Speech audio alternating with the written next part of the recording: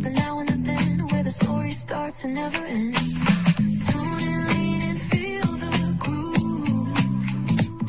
Every moment, a vibe you can't lose. It's for the culture, by the culture. Braylon Lee's got the soul to show you. Breaking it down, lifting it higher. Feel the rhythm, spark the fire. Where are the girls that like to have fun? Chicas. Where are the girls that like to have fun? Chicas. Where are the girls that like to have fun? Chicas. Where are the girls that like to have fun? Chicas. Where are the girls that like to have fun? I'm a fun girl, very fun girl, see a shot, take a shot, never run girl. I'm a fun girl, very fun girl, see a shot, take a shot, never run girl. H-I-C-A-S, H-I-C-A-S, H-I-C-A-S, H-I-C-A-S. I'm a fun girl, very fun girl, see a shot, take a shot, never run girl. I'm a fun girl, very fun girl, see a shot, take a shot, never run girl. C-H-I-C-A-S, C-H-I-C-A-S, C-H-I-C-A-S, C-H-I-C-A-S.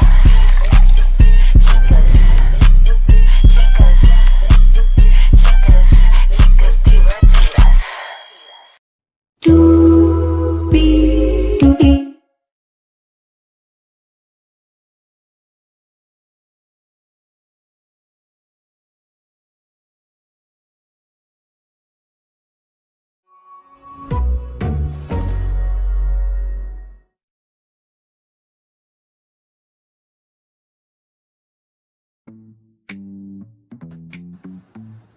Well, hello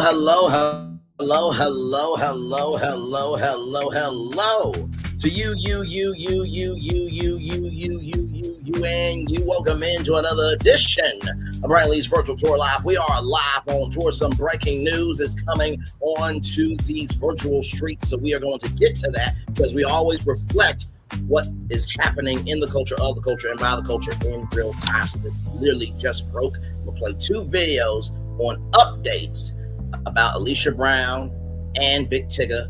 Then I got a kicker to kickstart this tour, and then we'll get into Thee Stallion and Milagro Gramz. Because child, y'all saw the thumbnail. You know my voice is damn it. You know why you're here. You've been struck by Megan the Smooth Criminal Stallion. Let's get to it, everybody. Let me take down this psychotic intro. My damn mouth and wordplay. You see that virtual tour background? Yes, you do. You hear that virtual music? Yes, you do. And then there is, hey, everybody, welcome in. Glad to have all of you. Hopefully, all is well with you on your Thursday. Yes, indeed. Shout out to one person here. Thanks so much for being here. Let's go to Layla Lynn because this just broke, everybody. This just broke. Alicia Brown has spoken out about the missing child. So, like I said, we are about being in real time. Shout out to Layla Lynn TV, who has put this out. And then, of course, I got a clip from our sister friend. She could be Millie Chun-Li, okay? Just saying. Also, too, Layla Lynn Lee could be also a name. Triple L, okay? But she is a queen. All right, here we go. That's wrong. Hang on. It played me. Ish.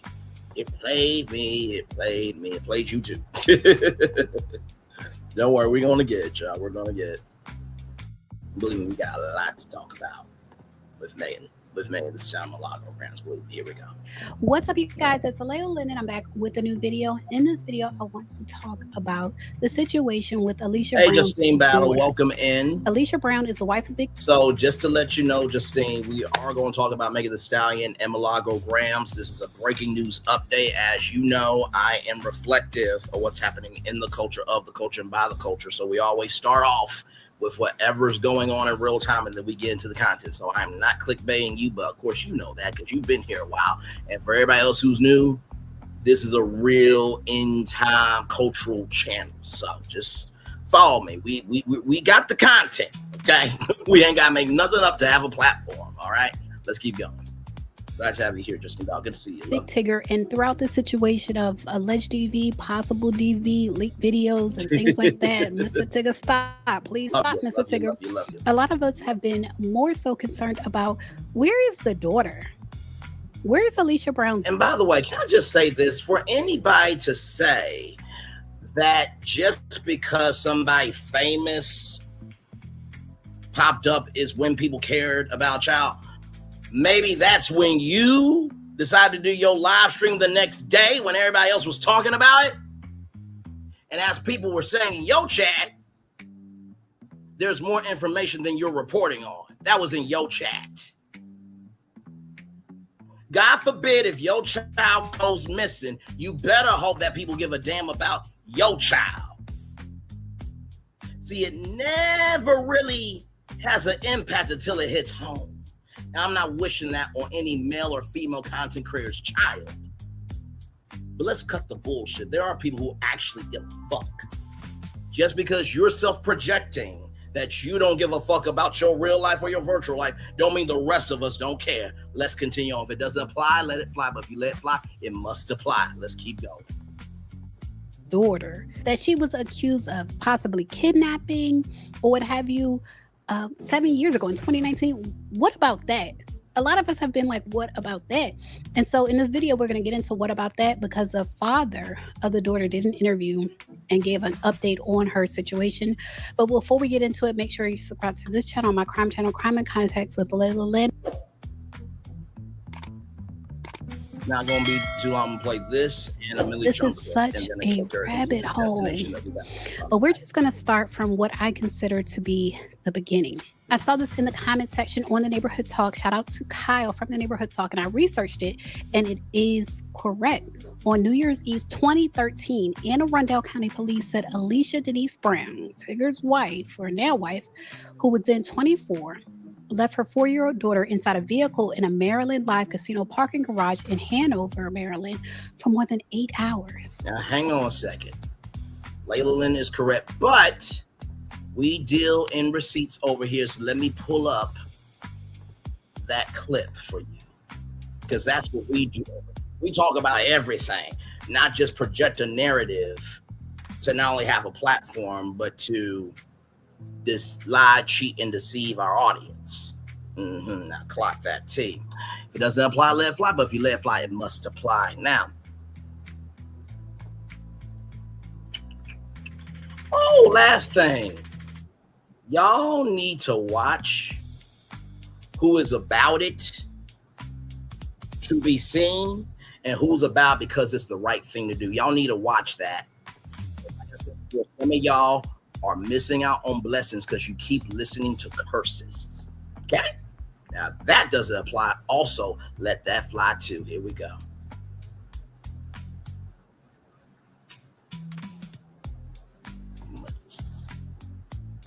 That loop.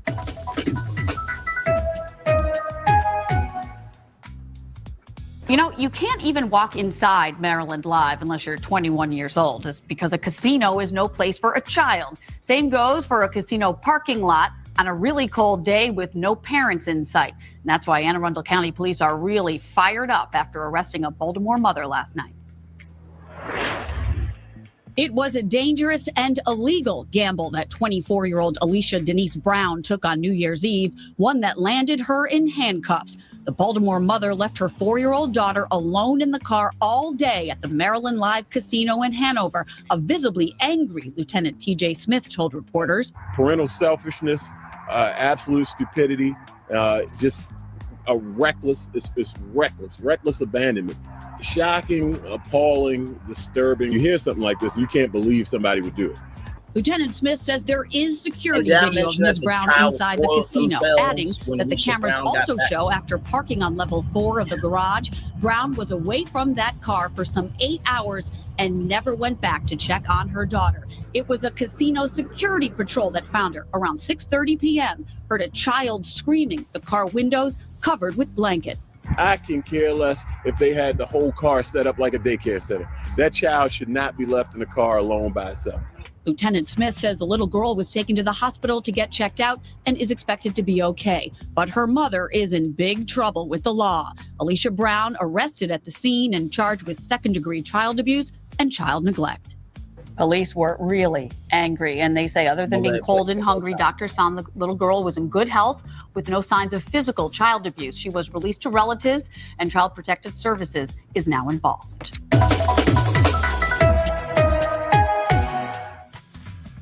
You know, you can't even walk inside Maryland Live unless you're 21 years old, just because a casino is no place for a child. Same goes for a casino park. So all those male and female content creators that are just giving what they want to give to their audience because they want to be female identified. Let's just hope it doesn't happen to your child or your grandchild. Because I know some of y'all got grandkids out here too. I need to include them too. Okay, let's get back to the video. Parking lot on a really cold day with no parents in sight. And that's why Anne Arundel County Police are really fired up after arresting a Baltimore mother last night. It was a dangerous and illegal gamble that 24-year-old Alicia Denise Brown took on New Year's Eve, one that landed her in handcuffs. The Baltimore mother left her 4-year-old daughter alone in the car all day at the Maryland Live Casino in Hanover. A visibly angry Lieutenant T.J. Smith told reporters. Parental selfishness, absolute stupidity, just a reckless abandonment. Shocking, appalling, disturbing. You hear something like this, you can't believe somebody would do it. Lieutenant Smith says there is security video of Ms. Brown inside the casino, adding that the cameras also show after parking on level 4 of the garage, Brown was away from that car for some 8 hours and never went back to check on her daughter. It was a casino security patrol that found her around 6:30 p.m., heard a child screaming, the car windows covered with blankets. I can care less if they had the whole car set up like a daycare center. That child should not be left in the car alone by itself. Lieutenant Smith says the little girl was taken to the hospital to get checked out and is expected to be okay. But her mother is in big trouble with the law. Alicia Brown arrested at the scene and charged with second-degree child abuse and child neglect. Police were really angry, and they say other than being cold and hungry, doctors found the little girl was in good health with no signs of physical child abuse. She was released to relatives, and Child Protective Services is now involved. By the way, did I mention it was 40 degrees that night too? My, how selective we want to be when we want to misdirect, misguide, and misutilize information just to be a part of a conversation. Let's get back to Layla Lynn, shall we?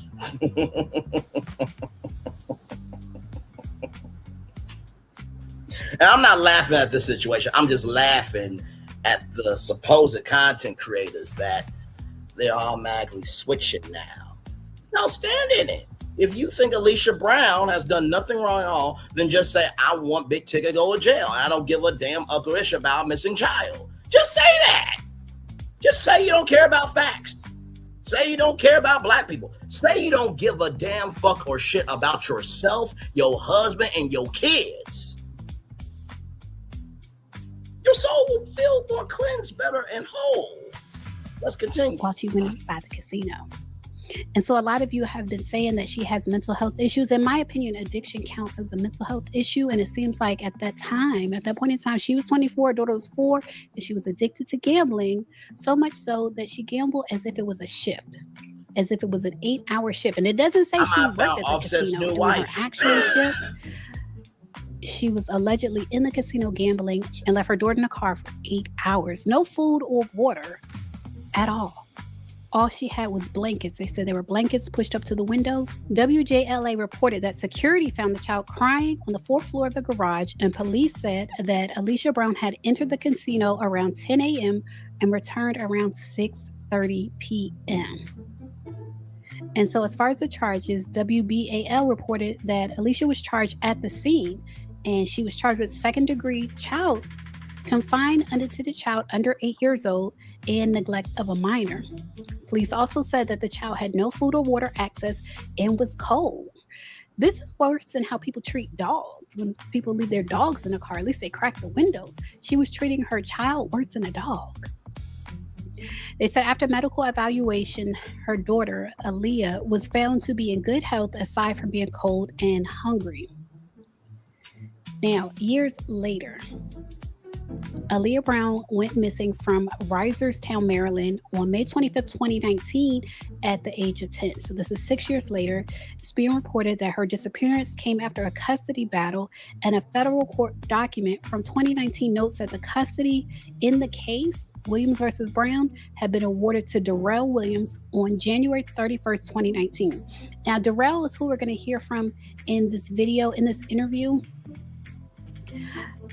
I will say it's been unclear to people the location of Aaliyah, the health of Aaliyah. Is Aaliyah still alive? Like, a lot of us have been concerned about that. Like, where is Aaliyah? And Correct. in this interview, he addresses Well, that. some more The than interview others, is pal. with Panina Brown from the Nina and Joe Show. And this is what he had to say. To bring Darrell Williams on, as we've been talking about him all day, Joe Claire. He is the father of Aaliyah Brown, who of course has been missing for the last 7 years. What happened when you got the call last night? Because of course you weren't expecting it. You got a call from the detective, and what did they say to you? When I got the call, he just basically told me that they had her in custody. By the way, y'all, when I said the ex, right, of Big Tigger, I was saying that I thought it was Alicia Brown. We're hearing from the dad, I believe, Darrell Williams. So my mistake. Here we go. Wow. And you got a phone call because they had her in custody because of your case, correct? Yes. Alicia Brown was taken in on outstanding kidnapping related warrants out of Maryland and by the Fulton County Sheriff's Office on felony charges of interference with child custody. Was Aaliyah Brown in the car with Alicia when she was arrested last night? So they haven't located Aaliyah yet. They're still, searching and doing the investigation there. Do you have confidence that Aaliyah physically is okay? No, she's alive. She's definitely alive. I can confirm that. I've always known that. Because that has been the big question. Is this little Yes. girl still alive? Like, where is this girl? And him saying he can confirm it makes me think maybe he has communicated with Aaliyah. But for all of you guys wondering, is Aaliyah alive? Because I feel like that's been the question. She is alive. I've always known pretty. And also, too, let me say this, right? Because at the beginning, middle, end of the day, some people are like, well, the dad knows why I couldn't go get her. Well, when you have a psychotic, deranged, waste of a life heifer that should have been swallowed by her mother whole, lying about you abusing her, right? What makes you think she's going to tell him where the child is? So maybe she might have a burner phone, and they might be, the phone number is coded, for another name, and they talking code, maybe, but still, let's continue. Pretty much what was going on. To be honest with you, I hated it had to be who they have in custody because that's still her mom.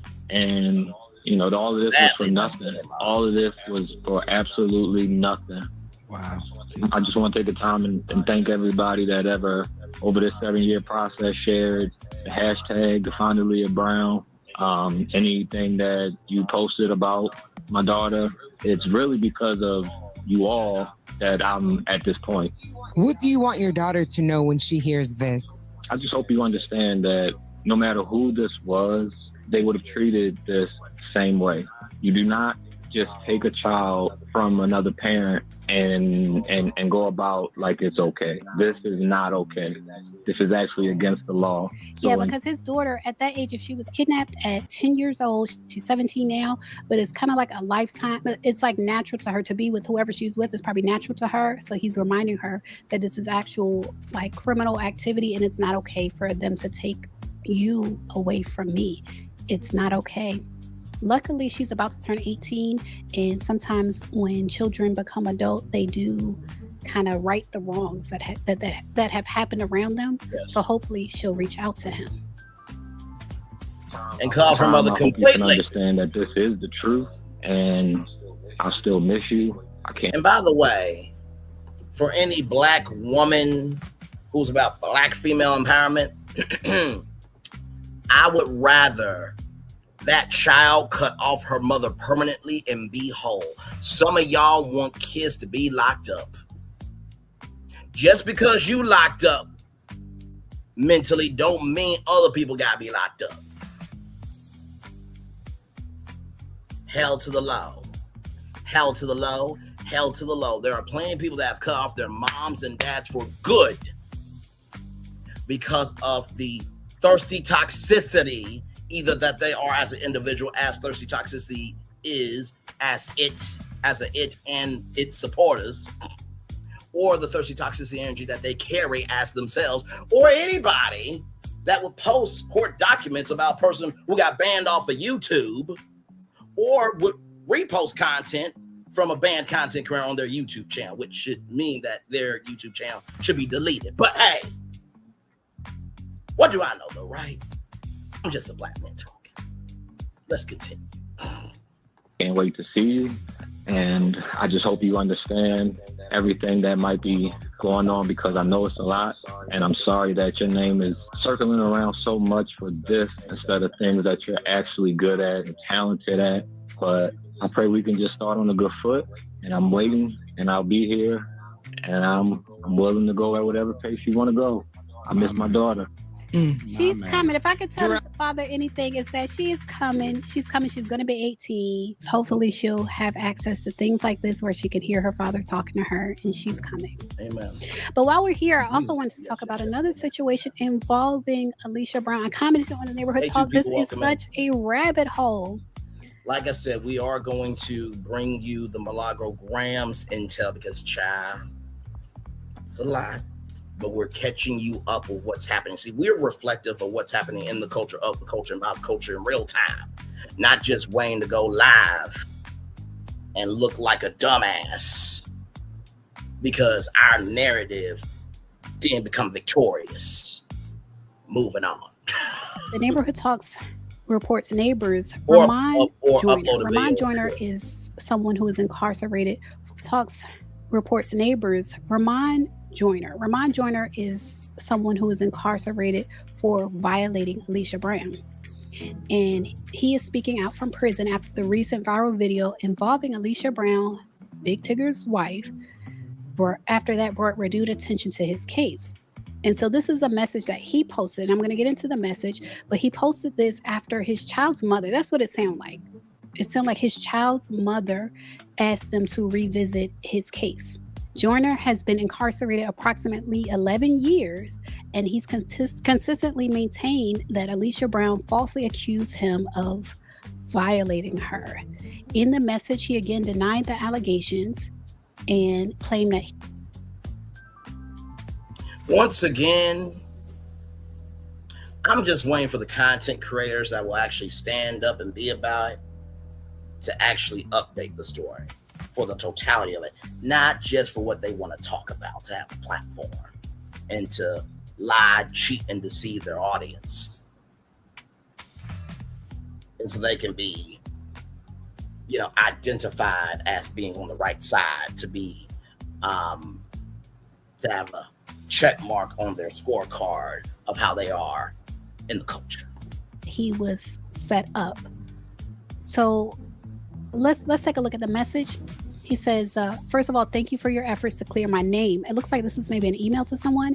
He said, I can only hope this momentum can have effect on me being released from here sooner than later. That's the ultimate goal for me, because I've been knew Shawty was crazy and this stuff was effed up. Everybody just went on living though, like it was okay. And due to the fact that I don't live my life on the right side of the law, I had to have a hand in something. He said, whole time I denied Shorty, so she set me up. She was thinking, and I rolled out and came back hours later because I was still working, and she calling me to come to her room.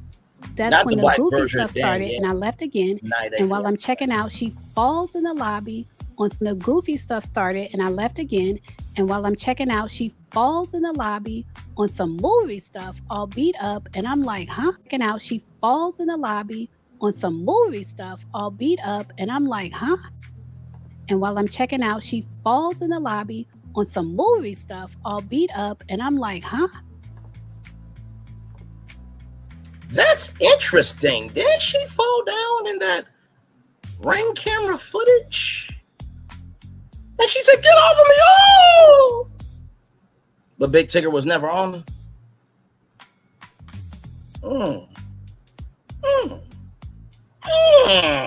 Interesting.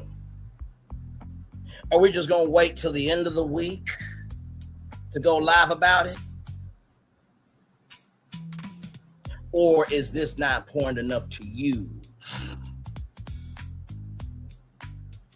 And how it doesn't fit your narrative to not go live right now? Let's continue.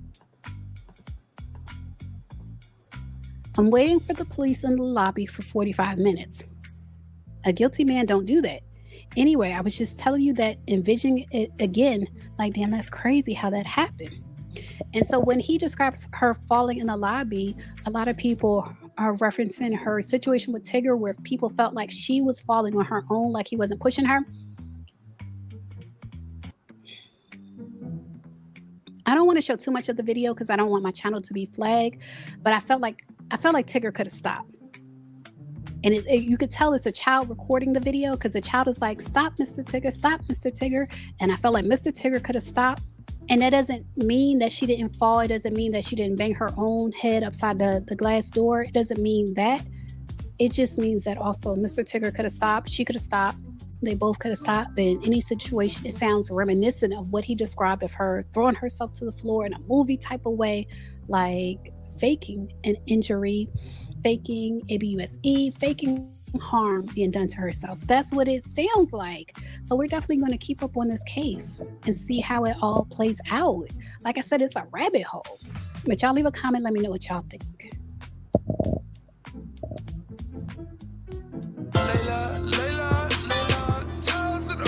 I love that theme song. And congratulations on 10 years on YouTube, my darling. Congratulations to you.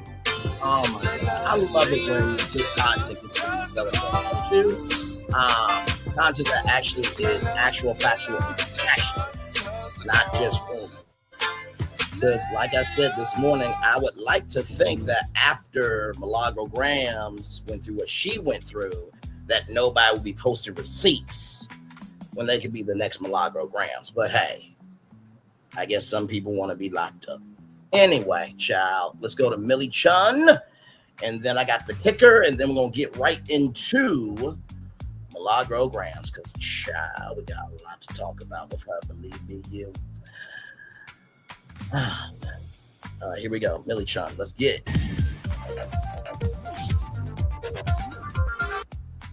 Hey, y'all, it's your girl, Millie Chun. Child, and that's what we said, a thin line between love and hate. Baby, this is so on point. So Alicia Brown is really making headlines, right? So some other lady has come out to speak about her on behalf of her son, who is currently in jail with dealings with her. Let's get into it. So this woman, Martina Moss, she has been making posts. It has traveled around. It's gotten to me, and she said this woman is a monster, and she is looking for a pro bono lawyer in Delaware or a innocence organization to review the case for her. I believe Milagro Gramz available. Oh wait, she broke as fuck. No, you know what? Tasha K might be able to do it. No, she got to pay $3.5 million. You know what? Maybe Always a Loser could do. Oh wait, he lost in court. Shit. Maybe the DL Whisper could help. No, he got banned out 3 counties. Damn. Her son. So her son's name is Ramon. And she said in 2015, her son was accused of being inappropriate with Alicia Brown. She said that they had met at a casino. I hope it wasn't a casino where she left that baby in the car. And they met at a casino, went to a hotel together. Later, they had a physical altercation, and he believed that she was trying to rob him. Then so he left the hotel believing that the police was going to talk to him about the robbing incident, but they ended up arresting him. He was ultimately convicted and now spent approximately 11 years in prison. She said, I understand he was convicted in court, and I'm not asking anyone to ignore this process.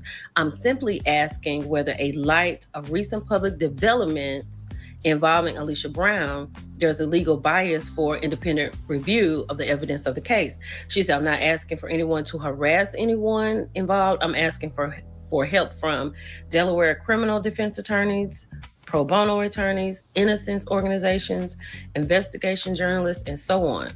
She went on to say, if you believe this is a case worth reviewing, or if you know someone who may be willing to look at the court records and transcripts, please message me. So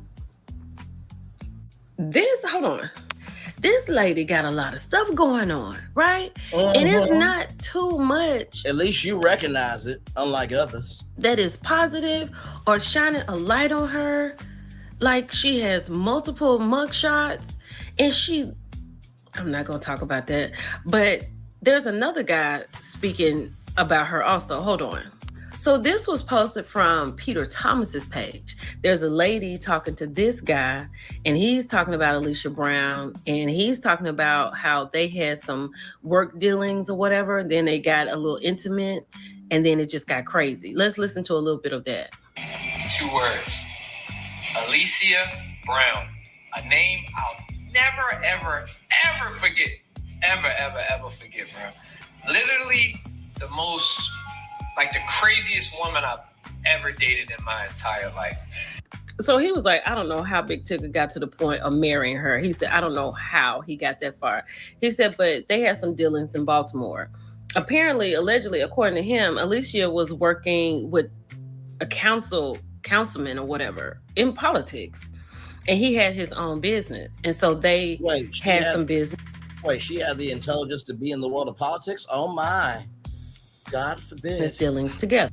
In the words of Emily from The Devil Wears Prada 2, idiots never cease. To connect and how we could kind of intertwine. So then we wind up, seeing each other a little bit. And then things just turned for the worse, bro. Like, this lady, if you did or said anything that she ain't like or she ain't agree with, I'm talking about she was one of them people who took things to the fullest extent. Literally tried to get my juice bar. I used to own a juice bar in Baltimore. Try to get that shut down. Reached out to the owners of the actual building. One person walking in. Also, I was the brand and marketing manager for DTLR Inc. And she literally. That's a clothing brand, I believe. It's just crazy. I'm trying to think of everything, bro. She literally contacted HR, said that I recorded a video having sex with her in the company. Wild stuff, bro. It's crazy. He went on to say that when she gave those people the proof, or saying that she had some proof that they were having bang bang in the office, he said the people just kind of didn't believe her because they could see, Wait a minute, y'all. This is the female version of Andrew Caldwell. Oh my God. Y'all, Andrew Caldwell, for those of you who don't know, I'm not A no more. I am delivered. He accused Troy the Prince and oh my God, Tiffany Fox of having a relationship. Alicia Brown is the female Andrew Caldwell. Child, let's roll on. Where all this is going. So he was like, she is the worst woman. He said she is the reason that he does not believe women when they cry to him. He said, I will look you dead in your face and ask you, are you done? He said, because she is just that kind of woman. This woman needs to be off the streets. One time, bro, she FaceTimed me, bro. At least you said that out loud, Millie Chun. Thank you for that. And her face was red from her hitting herself, bro. And she was threatening me to tell that she was gonna go to the police and tell them that I put my hands on her. But anybody know I don't put my hands on women. What's the purpose? Why? You get what I'm saying? But bruh, I went through hell with this woman. Empire and Alicia Brown. I was saying Alicia Brown. I'm so traumatized by that name, bro. The craziest woman ever. So Big Tigger, man, I'm gonna be praying for you, bro. If you need me, reach out to me, bro. I got you, and I'm ready to, get my input on anything. This ain't for no clout or nothing, bro. Is a black man. I know Big Tigger, knew of him for years. You know what I mean? He actually hosted my 19th birthday party back in the day when I was in college, bro. Whoa. So once I seen it and seen the connection, I didn't even know he was married to her. But bro, when I seen all of the videos, I'm like, I gotta say something. bro. Looks like Tigger is over there living a real deal Holyfield life of a thin line between love and hate. And when you see her face, you can tell it's something. I mean, this is disrespectful to Lynn Whitfield, because I mean, Lynn Whitfield looks better than Alicia Brown's whole existence, but that's neither here nor there. Behind her eyes. So I don't know how this is going to end up for Big Tigger. There's stuff floating around talking about he's been cleared of everything, but I haven't seen it. But neither have I. The way people are talking, the way people are coming out, it seems like Tigger just got himself caught. And by the way, if you're telling your audience that people are so emotional when they come on and to talk about this, that, and the third, but you say cut the crap, you do realize that means you're emotional too, right? Okay, Heifer, let's keep going. I'm sorry. What's the male version of a cow? Let's be fair. Let's be fair. Let's be fair. Let's be fair. What is the male version of a cow? So,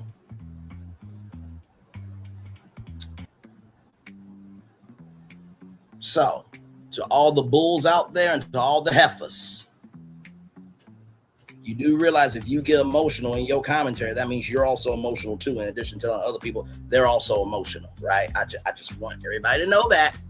Okay. All right. Moving on. But the question still remains, how did you not know this? Any of it?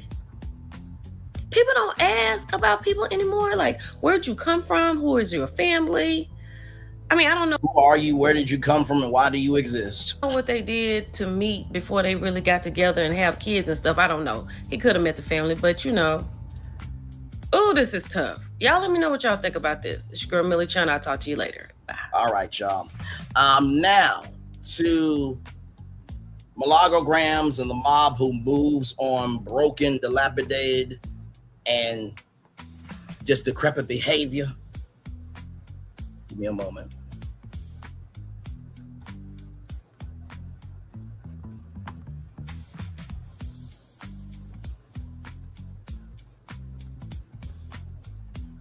And wait for it, y'all. Wait for it, wait for it, wait for it, wait for it.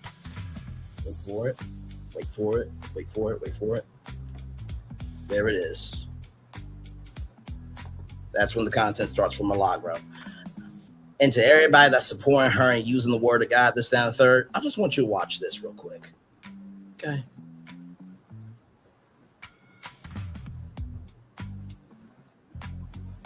Give it a moment, y'all. As I saw this, I'm like, I have to add to the show. Okay, here we go. Never been a Christian nation. You don't live in one now. We had godly people get on boats and come over here so they could worship. Godly people. We've had the greatest Bible preachers in the 15, 16, 1700s. Godly people. Some of the people that constructed this country, godly people.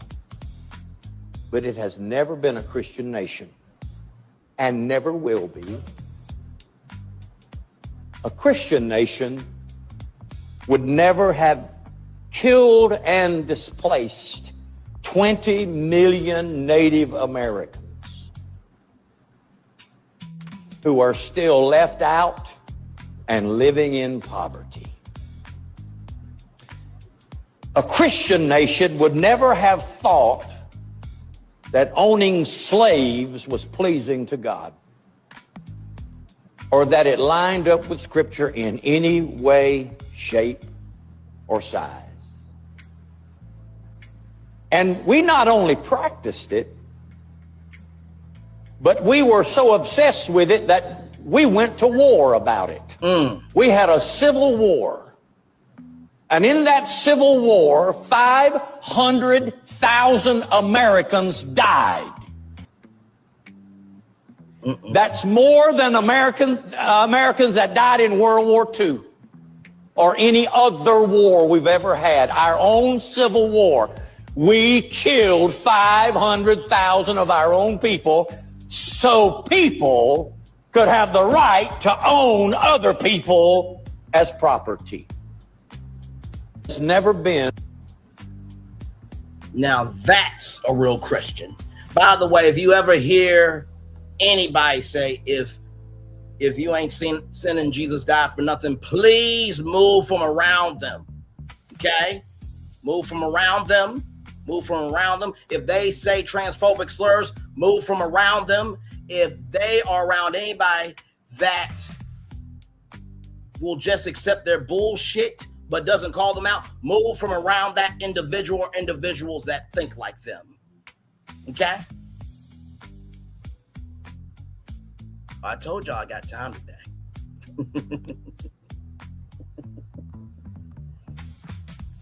Oh my God. Last thing I'm going to end it on, then we're about to get into this Milagro content. But I'll see this because this really touched my heart. And this also relates to Milagro of treating people with respect never goes out of style. Let's go. This guy asked his wife's grandma what she really thought of him the first time they met. And her willingness to admit she was wrong is everything. First impression of what? Of you? Yes, ma'am. Well, I wasn't happy. I really wasn't happy. If you want the truth? I you want the truth? Yes, ma'am. Okay. Yes, ma'am. Give me the truth.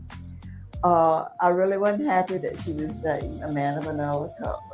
I want her to stay. I'm being honest with you now, so you want to get mad at me, you just have to get mad at me. But before I finish, and then you can chew me out if you want to.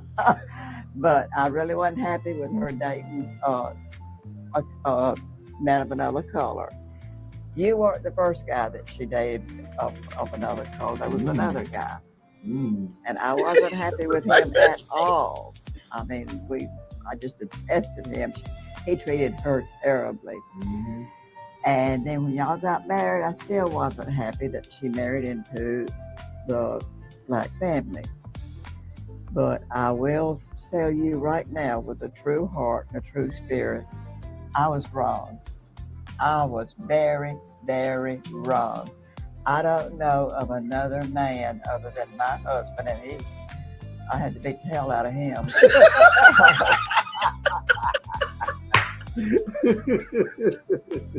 It's the honesty. I don't know of another person that I admire as much as I admire you, and love as much as I love you.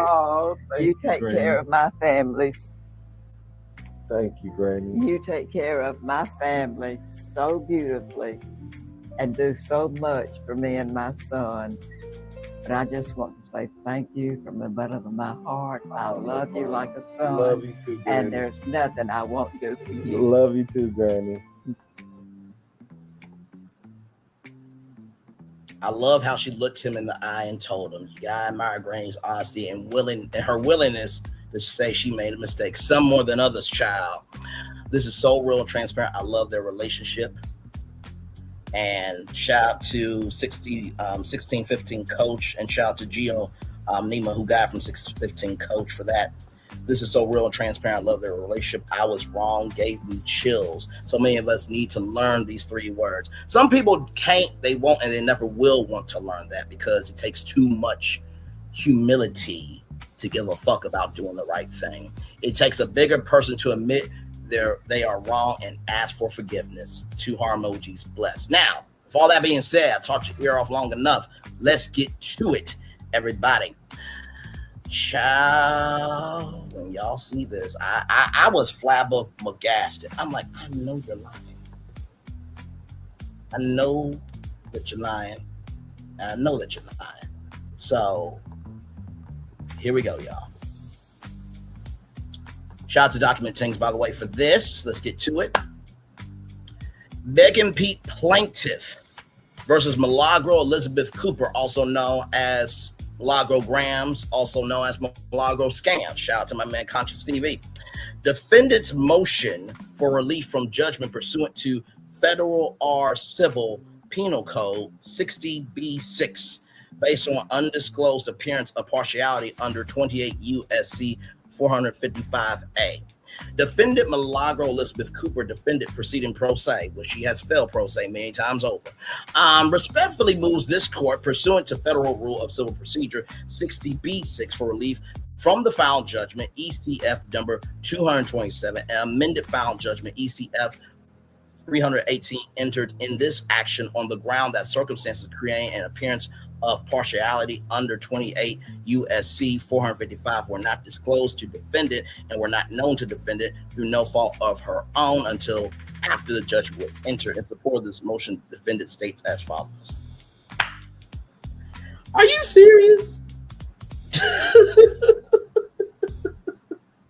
Creating an appearance of partiality under 28 USC were not disclosed to the defendant and were not known to the defendant through no fault of her own.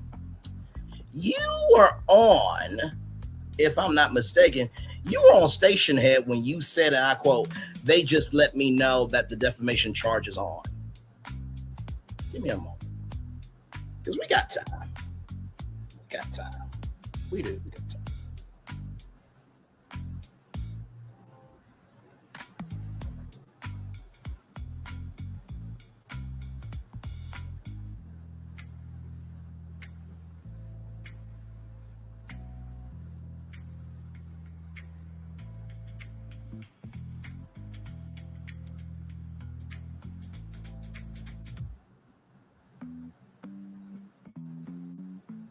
Give me one moment, though. Because I just want to make sure that I'm not tripping.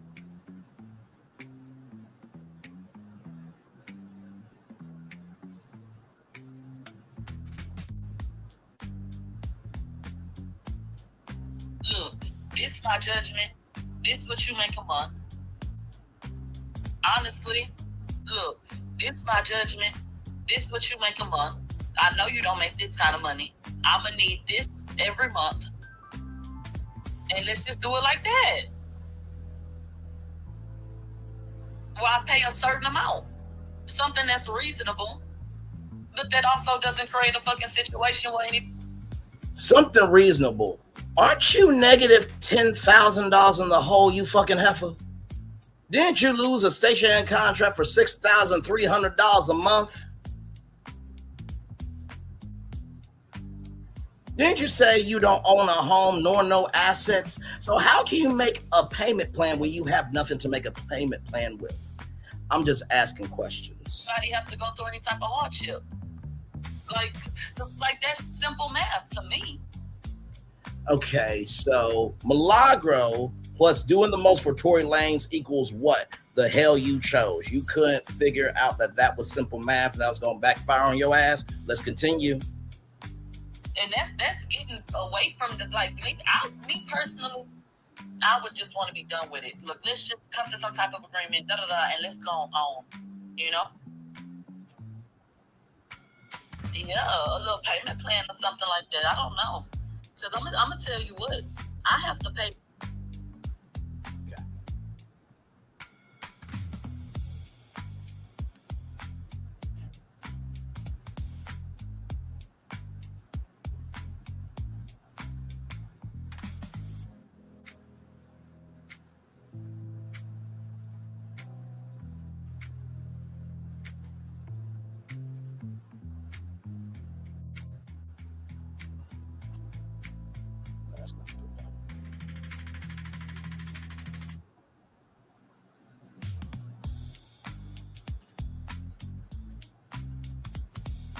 Don't worry, y'all.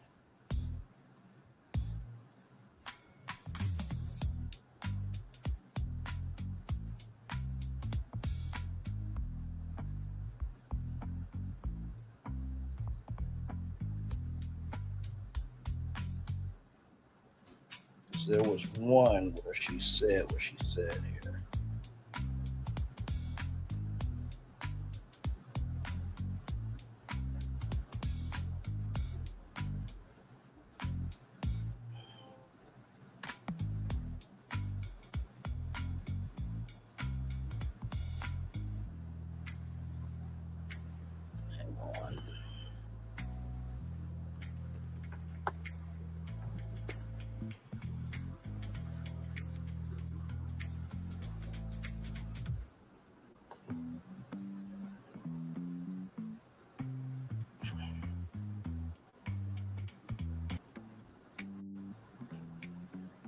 Let's see. Let me do station head in here. Station head.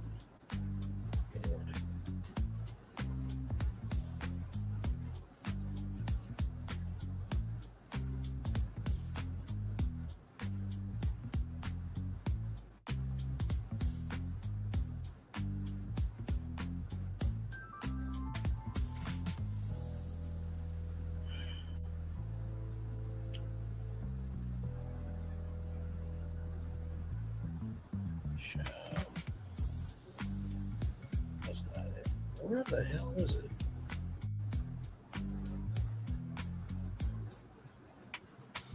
She was like, I guess I have to pay the $75,000 or it doesn't change or something. See, I'm trying to play this because I want all the evidence intact.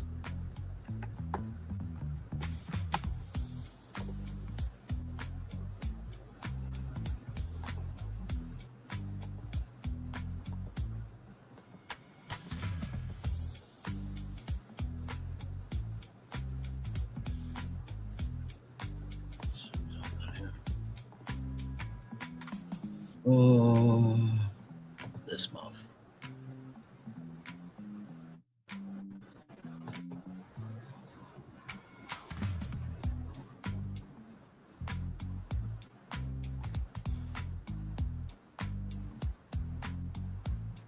Oh, you know what? I know exactly what to do. Hold on. Maybe this might work.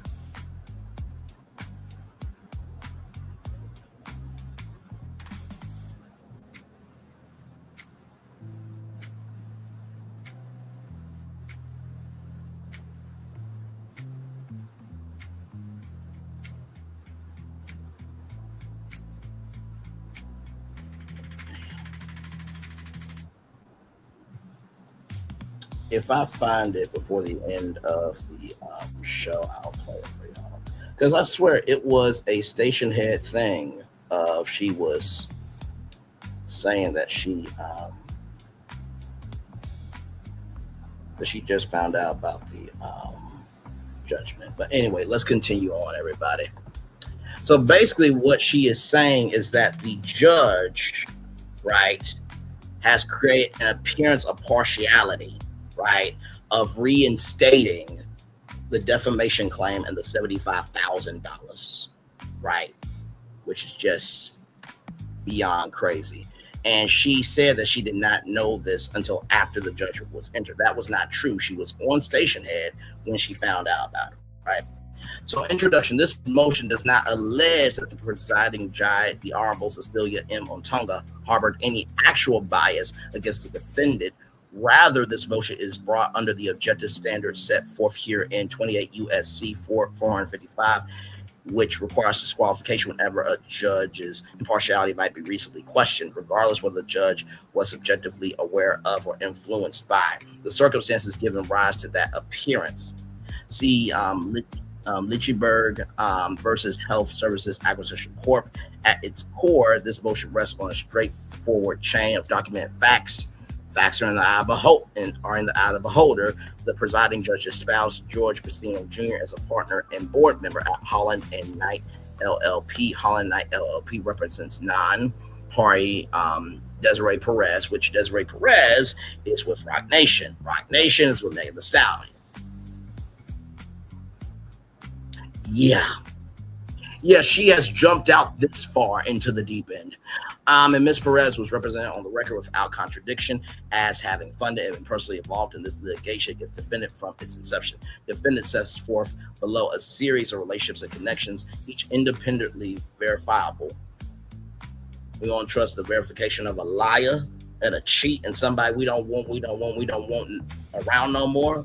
Milagro Gramz, okay, child, which she respectfully submits, which would cause a reasonable objective observer to question the appearance of impartiality in this proceeding, as set forth further below. Defendant also sets forth evidence that a law firm connected to the non-party Desiree Perez took affirmative steps to remove public report on these same relationships on social media prior to trial in this action.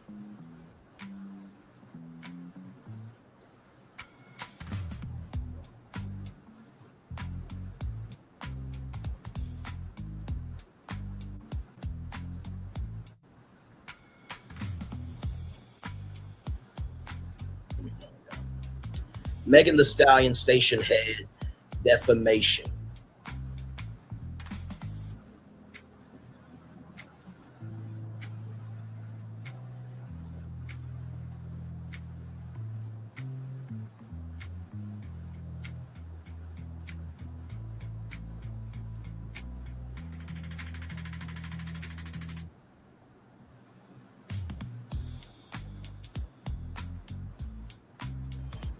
Uh-huh.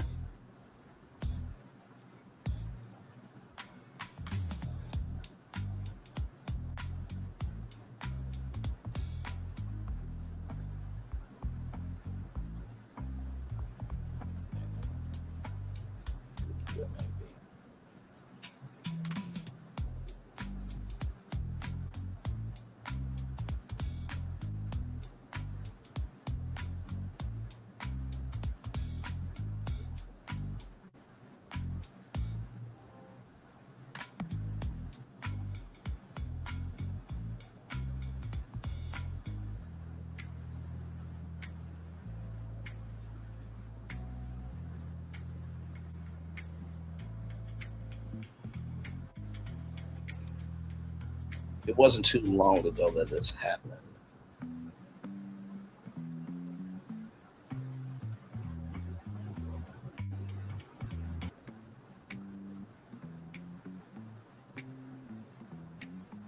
Yeah, I think this account actually has it.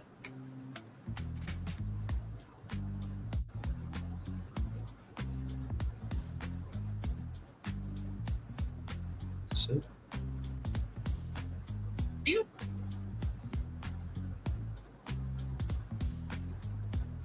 No, that's not it.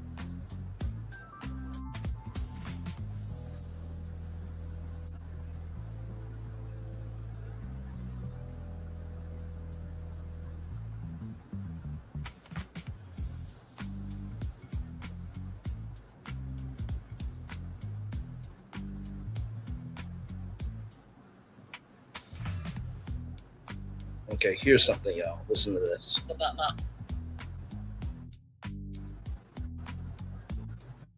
year, pretty much.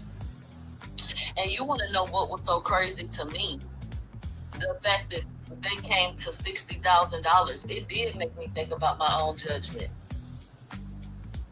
It did. And it put me in a position to want to praise Jeremy McClimate, my attorney, some more. Because I don't know if this was ever reported, but they took a whiteboard and they were writing on it in their closing, describing to the jury what it is that they were looking for. And when I looked at the whiteboard, I saw $30 million on the whiteboard. So if someone asked me, I go, what is it that was being asked for? My response would be, she wanted $30 million. So I have to give praise to God, and I have to give credit to my attorney, Jeremy McClimate. So if you didn't know that a judgment was coming, why would you go on Station Head and praise Jeremy McClimate from taking it down from $30 million down to $60,000, which is really $59,000? So you knew that judgment was coming, but what you didn't expect, and what your mob, who moves on broken, dilapidated, and decrepit behavior, didn't expect, was the aftermath of it and all the court costs that were going to, bubble up to the top. Now let's keep going. Millions of dollars, tens of millions of dollars to a judgment that's $75,000. Wait a minute. Hang on. You human to give credit. I want y'all to hear that 2 more times.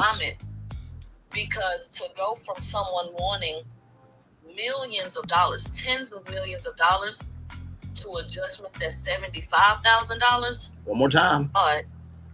And I have to give credit to my attorney, Jeremy McClimate, because to go from someone wanting millions of dollars, tens of millions of dollars, to a judgment that's $75,000.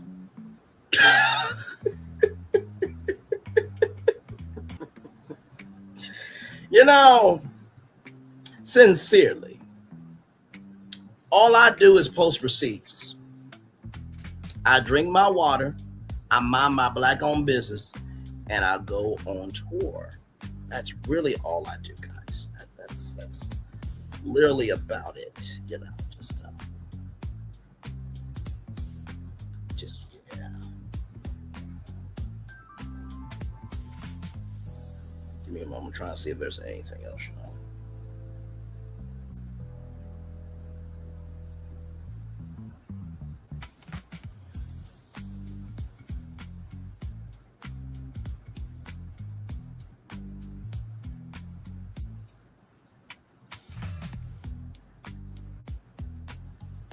Oh my God, just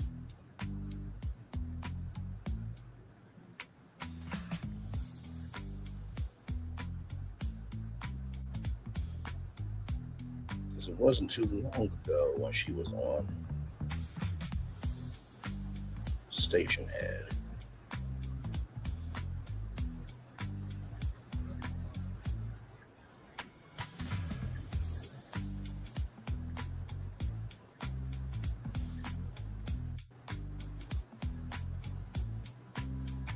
Because it happened in June, so.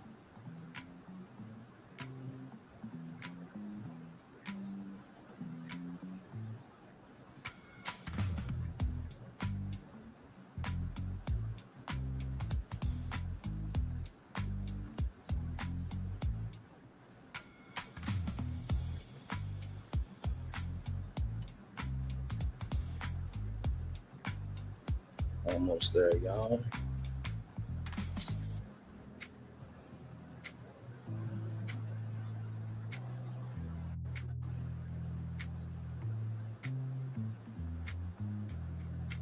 Oh, here it is. I think this is it. Y'all know I'm battling my own case with Megan in court. I'm on mute, right? They told me that they reinstated the defamation. That's the clip I wanted to play for y'all. Oh, wait a minute. Hold on. Did Braylon break some news on YouTube? Yes, the fuck he did. Entered in this action on the ground that circumstances creating an appearance of partiality under 28 USC were not disclosed to defendant and were not known to defendant of no fault of their own until after the judgment was entered. Let's hear that again. My God, today. So I just got a message. Y'all know I'm battling my own case with Megan in court. I'm on mute, right? They told me that they reinstated the defamation. Let me read that again, shall we? Entered in this action on the grounds that circumstances creating an appearance of partiality under 28 USC were not disclosed to defendant and were not known to defendant through no fault of their own until after judgment was entered in support of this motion. Defendant states as follows. You said anything on the mic, you knew it was on the mic, right? So let me play it again. So I just got a message. Y'all know I'm battling my own case with Megan in court. I'm on mute, right? They told me that they reinstated the defamation. One more time. So I just got a message. Y'all know I'm battling my own case with Megan in court. I'm on mute, right? They told me that they reinstated the defamation.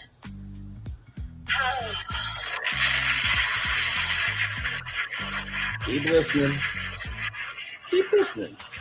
Keep listening. Keep listening. So what happens when they reinstate the defamation, and is that the end of the world? No. Let me tell you why. Because when we went to court, they originally said the total is $75,000 or 79. Was it? Okay. When they took the defamation off, they took that down to 59. Okay. So it's broad. Again. No, let me tell you why. Because when we went to court, they originally said the total is $75,000 or 79. Was it? Okay. When they took the defamation off, they took that down to 59.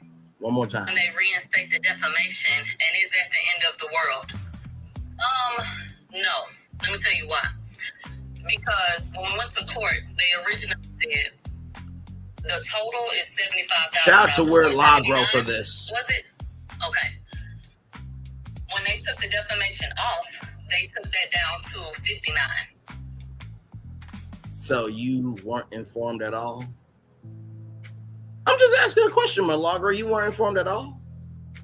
At all. At all. At all. I think y'all tend to forget I'm the chemical X of media, culture, and entertainment. I think y'all tend to forget that. Let's go back to that other piece of tape. Told y'all we got time.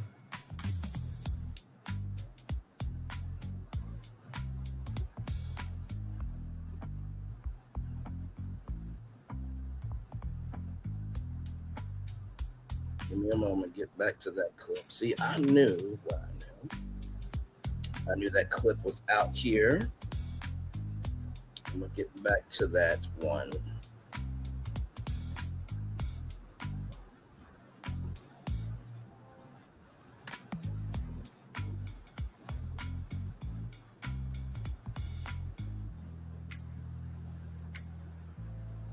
Oh, not that one.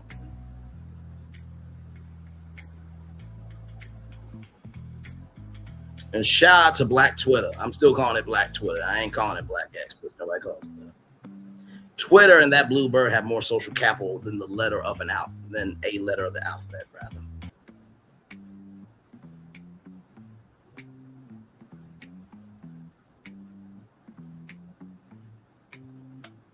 Come on, y'all.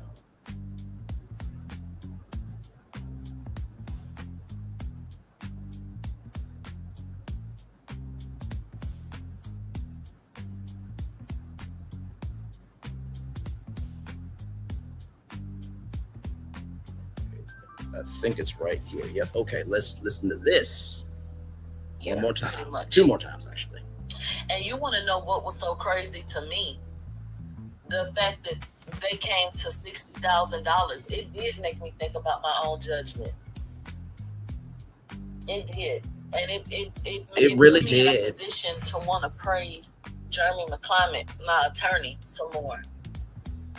Because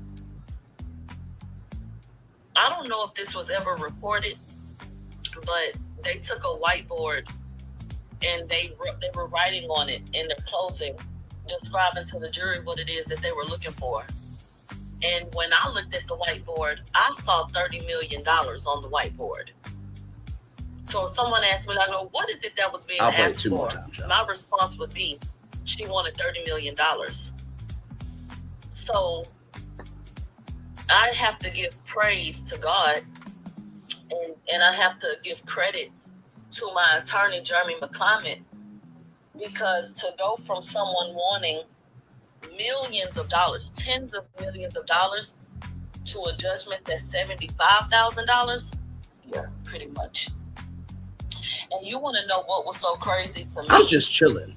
The fact that they came to $60,000, it did make me think about my own judgment.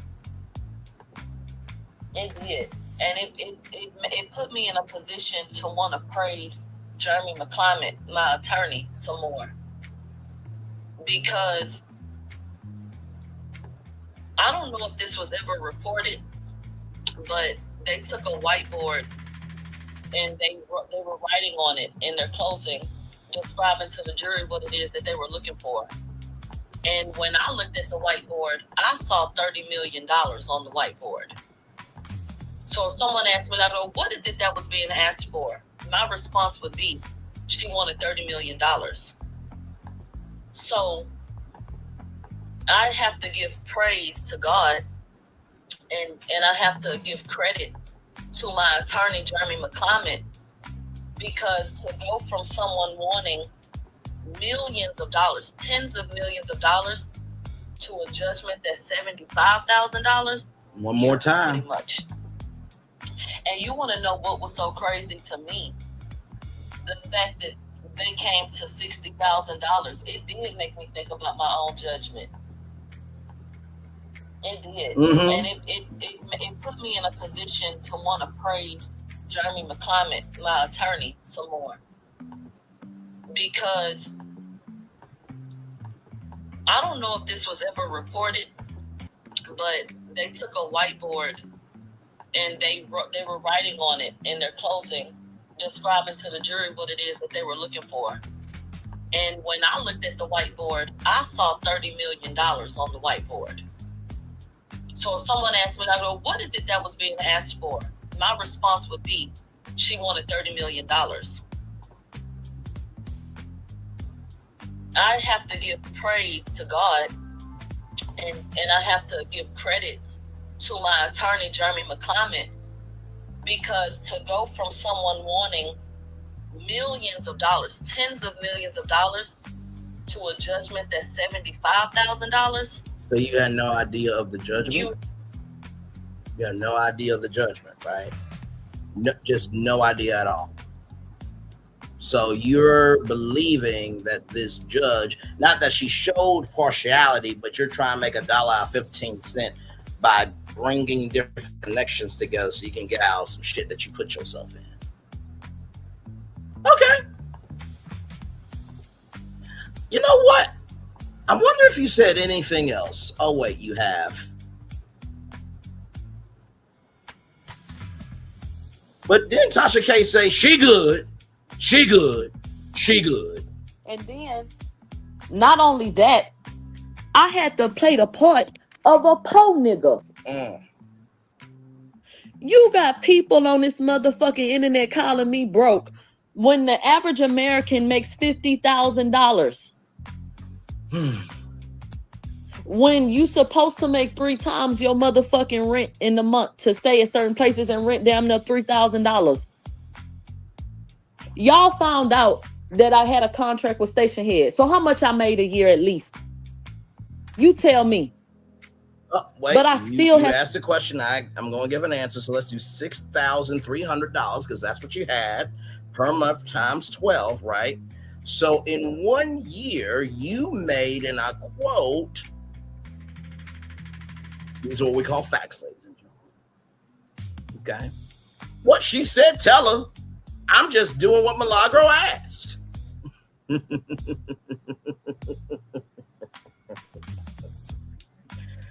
$75,600 a year. That's how much you made in 1 year. Formerly with Station Head. Let's continue. Have to play the part of the ghetto ass, broke ass hoe because I'm up here against a multi-million-dollar motherfucking company. And you got the motherfucking internet sitting up saying, yeah, bitch, you broke. Bitch, who? Since when is a bitch with her personality who is able to take care of her family, who was, because you know I lost that contract, who was making 6 figures, how the fuck is that a broke hoe? How? And then, not only that, I had to play the part of a po nigga. You got people on this motherfucking internet calling me broke when the average American makes $50,000. When you supposed to make 3 times your motherfucking rent in the month to stay at certain places and rent damn near $3,000. Y'all found out that I had a contract with Station Head. So how much I made a year at least?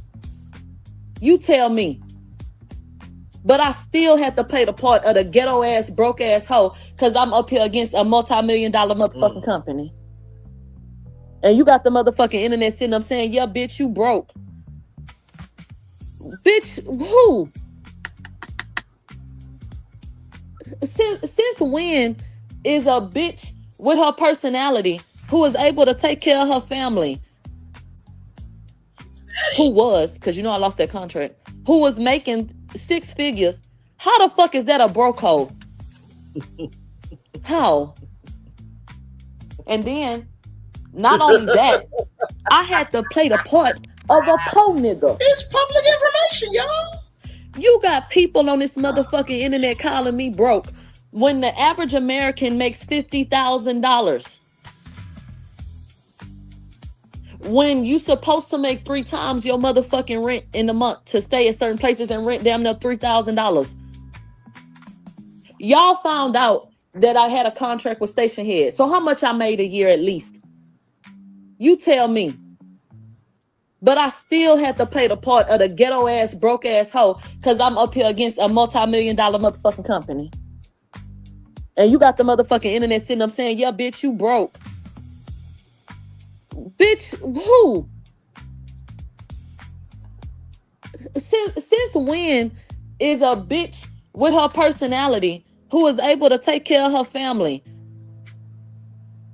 who was, because you know I lost that contract, who was making 6 figures, how the fuck is that a broke hoe? How? And then nope, that's all you get. I want to add this to the timeline because receipts should be receipting. So here is Weird Lago right here. Milagro Gramz hears about the reversal live and responds, saying Megan Thee Stallion did not follow proper protocol. The judge already made a decision, so it's just a couple more fouls, and essentially, who cares?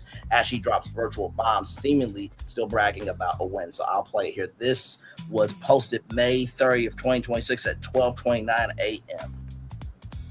Oh, well, I can't play it, but there it is there for that one.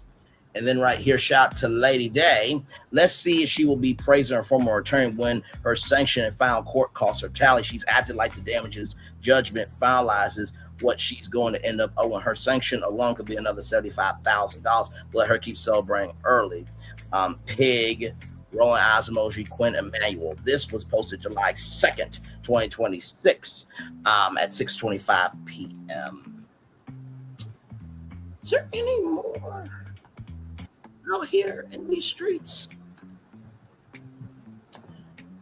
I don't know. Now, of course, y'all know I live for receipts, right?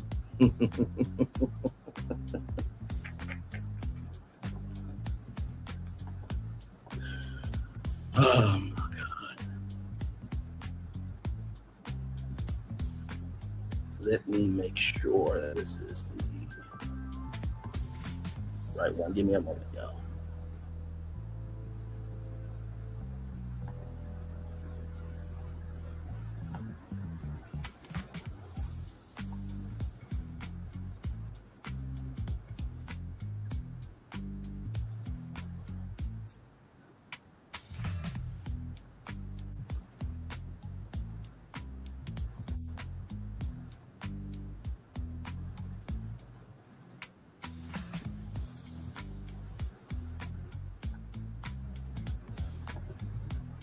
Okay, so let me get this up. Hang on. Everything I do has a purpose, y'all.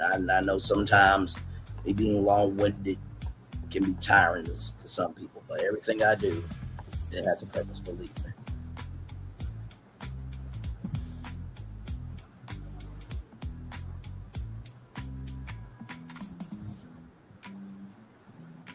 Oh, yeah.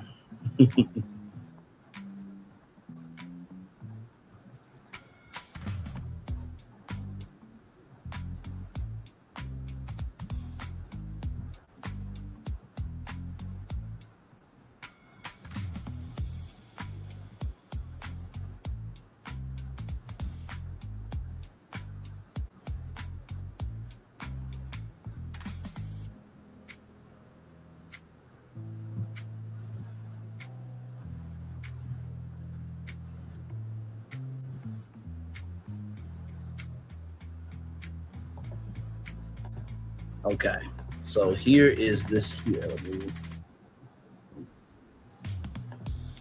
So listen to this here. This is my man Jay Nolan, Inside the Industry. Jay Nolan, like, comment, share, and subscribe to him. A great brother, doing great things out here in these virtual streets and in these real streets as well. Listen to this. And I'm just sitting up there listening to the people play these clips while I sound like a ghetto ass bitch. And I'm like, man. I mean, it takes a ghetto ass bitch to know another ghetto ass bitch. I'm just saying. Moving on. Fuck. I ain't never felt more like a nigga than when I went through that trial. ever in my life. No, being a real nigga would be what happened in Sinners. Being a real nigga would be being a household, breastfeeding the children and being raped all the time for their pleasure. A real nigga would be strange fruit hanging from a tree. Let's continue. Ever in my life. Because you have to go like fight for your life to some people that's looking at you like, yeah, nigga. What's going on? Especially up against somebody more seemingly more polished. That, you know, they're presenting like this and like that. You have a worldwide like known celebrity, and then you coming in there and they telling everybody you ain't shit, you this, you that. And I'm just sitting up there listening to the Now people play these clips. I would not say that you're shit. But if you believe that about yourself, then I will personally, give space for that. So let's hear what Milagro believes about herself. Now, I'm supporting her thinking. Let's hear it again. More polished. That, you know, they're presenting like this and like that. You have a worldwide like known celebrity, and then you coming in there and they telling everybody you ain't shit, you this, you that. Well, she said it, so she believes that about herself. As a man thinketh, so is he. Let's continue. And I'm just sitting up there listening to the people play these clips while I sound. Just had to go ahead and play that. That was back on, what date was this? April 5th, 2026. April 5th, she said she 2026. had to play the role of a pole nigga in court and act like she was this financially burdened, fucked up, struggling to survive. Interesting. Because the paperwork says you're still that person. So which one is it? Are you financially The lie detector test determined that was a lie. claiming poor mouth for the courts, which would be a level of fraud? I don't know. I don't have an answer to that question. Shout out to Justin Hunt, the company man. But y'all let me know what y'all think of all this down below in the comments. Be sure to like and share this video. This is your first time seeing me on YouTube. Go ahead and subscribe to the channel. Become an insider. I'll catch y'all on the next one, man. Niggas is playing a tricky game out here. See y'all in a minute. Peace. Always gonna make time for this track right here. Let's see. The glory of living righteous is setting in. My street knowledge and education's a perfect blend. Young mogul, independent, I've been setting trends. The first one for my family to be faithfully wed.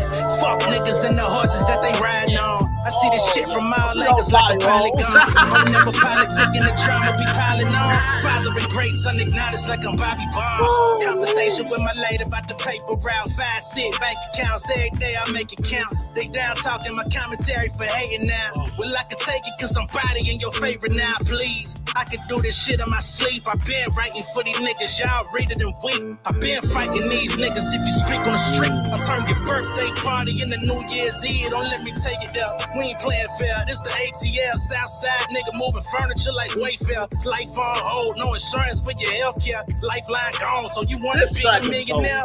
Well, let me tell you about this world I built. The women I dodged, the niggas that I ran for filth. The sympathy calls, consulting for the stacks. Shout out to Thee Dave Nolan. That's not the only clip I got for you. I got one more clip, and then we're gonna get back to the court documents. Now, y'all listen to this. Now, she said to the judge, hey, can we pause this? Can we do a payment plan, this, that, or the third? But listen to this. Hey, I'm fucked up. I'm down bad, you know? There are some folks out there that on the internet that have audio of Milagro and her children talking about some sort of Christmas cruise that they're going on. Oh, wait a minute, Christmas cruise that they're going. You say that would cost what's that? Oh, money. And how Milagro's been out here spending money on iPhone 17s and stuff. Spending money on iPhone 17s. Would that be like Tasha K moving money around so that way she could avoid paying Cardi B? So instead of paying Meg, you're going to spend on other things to avoid responsibility. Wow, y'all two are so much alike. Just like always being a loser, lost in court, stalking Melody Cherie, and the DL whispered wanting to delete TS Madison. Let's continue on. Like that. I don't know. Y'all want to hear that? Shit, might as well, right? So first, we'll play the audio about the alleged cruise that's coming up for the holidays. Happy holidays. For the holidays, y'all only getting books now. Yeah. Since y'all want to talk shit. Are we going on a cruise, y'all? Don't ask for shit. Wait a minute. They're talking shit. Are they saying, Mama, maybe you need to be more responsible? That's not talking shit. That's actually having intelligence, which you lack. I mean, maybe your mother's placenta didn't give you all the nutrients when you were inside her womb, and the oxygen really didn't get to your brain, and you didn't develop after the age of 26. Although you may not have the attention span for a live stream. No, that wasn't you who said that. No. Did you say that I don't go to anywhere where I'm not invited? Oh, that wasn't you either. But if you don't show yourself in inviting energy, why would anybody invite you through the door? Wait a minute, did Milagro post a video about Melody Cherie being on Fox News when she was really on Fox 5, a local affiliate? Oh, that wasn't Milagro. Let's keep going. But you did hear that we're going on a cruise, right? Let's continue. We're going on a Christmas cruise, I think. Why the hell are you telling them that? What? They don't know what cruise. They don't know what cruise though. I didn't tell them what airport it was. I feel sad for the kids because they're just being kids. Nobody wants to go on a cruise with your mama. Now, when y'all grow up, excuse my language, when y'all grow up and be bigger, better, stronger, better, and more wealthy than your mama, and y'all do a cruise, y'all let us know. We will support you, not her. And I hope the husband has a concubine that he is blowing her back out, and she is disrespecting him expeditiously. Moving on. Did your family reject you? Didn't you also say that you're the cousin of Beyonce Knowles? Didn't you also say that your daddy screwed your mama and then forgot you? So I said this joke during, the trial, but I'll say it again. So her daddy was a football player. So Milagro's daddy pounded in Milagro's mama like a touchdown the Super Bowl. He won the Super Bowl, then forgot about you and your mama, moved on to the next season. You also said that you weren't a journalist in the trial. And during the pre-trial, it was determined that you were not media. And that media decision was not supposed to be the jury, it was supposed to be the judge.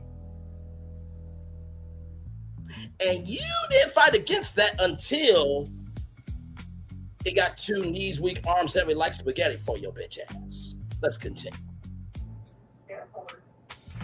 Because you don't know. That's probably the only damn reason. Okay, that's the first clip. An extended version of said situation plays out where the kids talk about how she's buying more iPhones and things of that nature. He bring back some hell. When I say we clowning, you want to lunch, guys? No, the hell you're not. I promise you're not coming with me. Are you sure? You just ate, so why are you going to lunch? Yeah, you just ate. Why are you going to lunch? No, you sure? Why? I think you're sweating your makeup off. Not your kids. Gluttonous. You just ate. Why you going to lunch? It's crazy. You just ate. Why you go out to And lunch? you putting this out not to on mention, the internet dude, for people to hear. makeup Right? is sweaty. When I tell you these kids got the energy of Northwest, you should be spending more time with your kids, not your friends. Let's continue. Nobody extract this from your phone or nothing, so don't try to act like people are violating your privacy. This was publicly released. I think so too. That's roast beef sandwich. Anyway. Them sandwiches got health hazards on there. I don't think no one can eat them. They eating up. Yeah. Mom, is that you? That don't look like you. I think your phone advertised. Take the phone over there. Oh, y'all, inside we don't use books anymore. We use computers. That's the goddamn problem. It's sad now. We use computers. It's very damn sad. So you know what? Go read the damn book now. We don't have none. You a damn lie. Yeah, let me know. She don't buy it. She buys iPhone 17 Pro Max. No, Mom, you up here hating like you didn't buy an iPhone 17 when it came out, when it first came out. Oh, books. Why you buying record players and albums? Where's all them damn books I got y'all?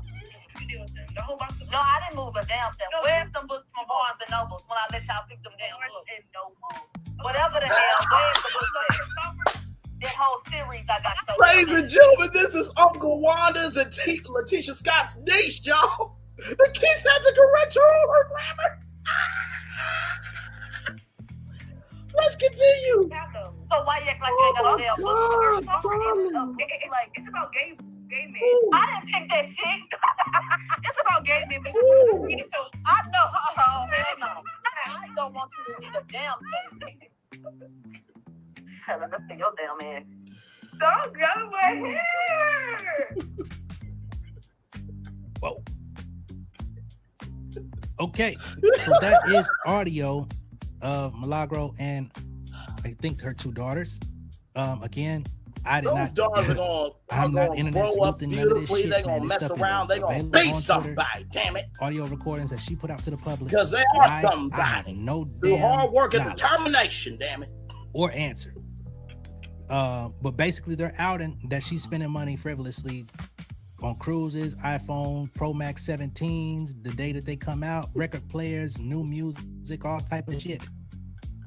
But coming to the court saying that she's got nothing, right? Now, understand, I'm a reasonable person. I don't think that, Milagro should be completely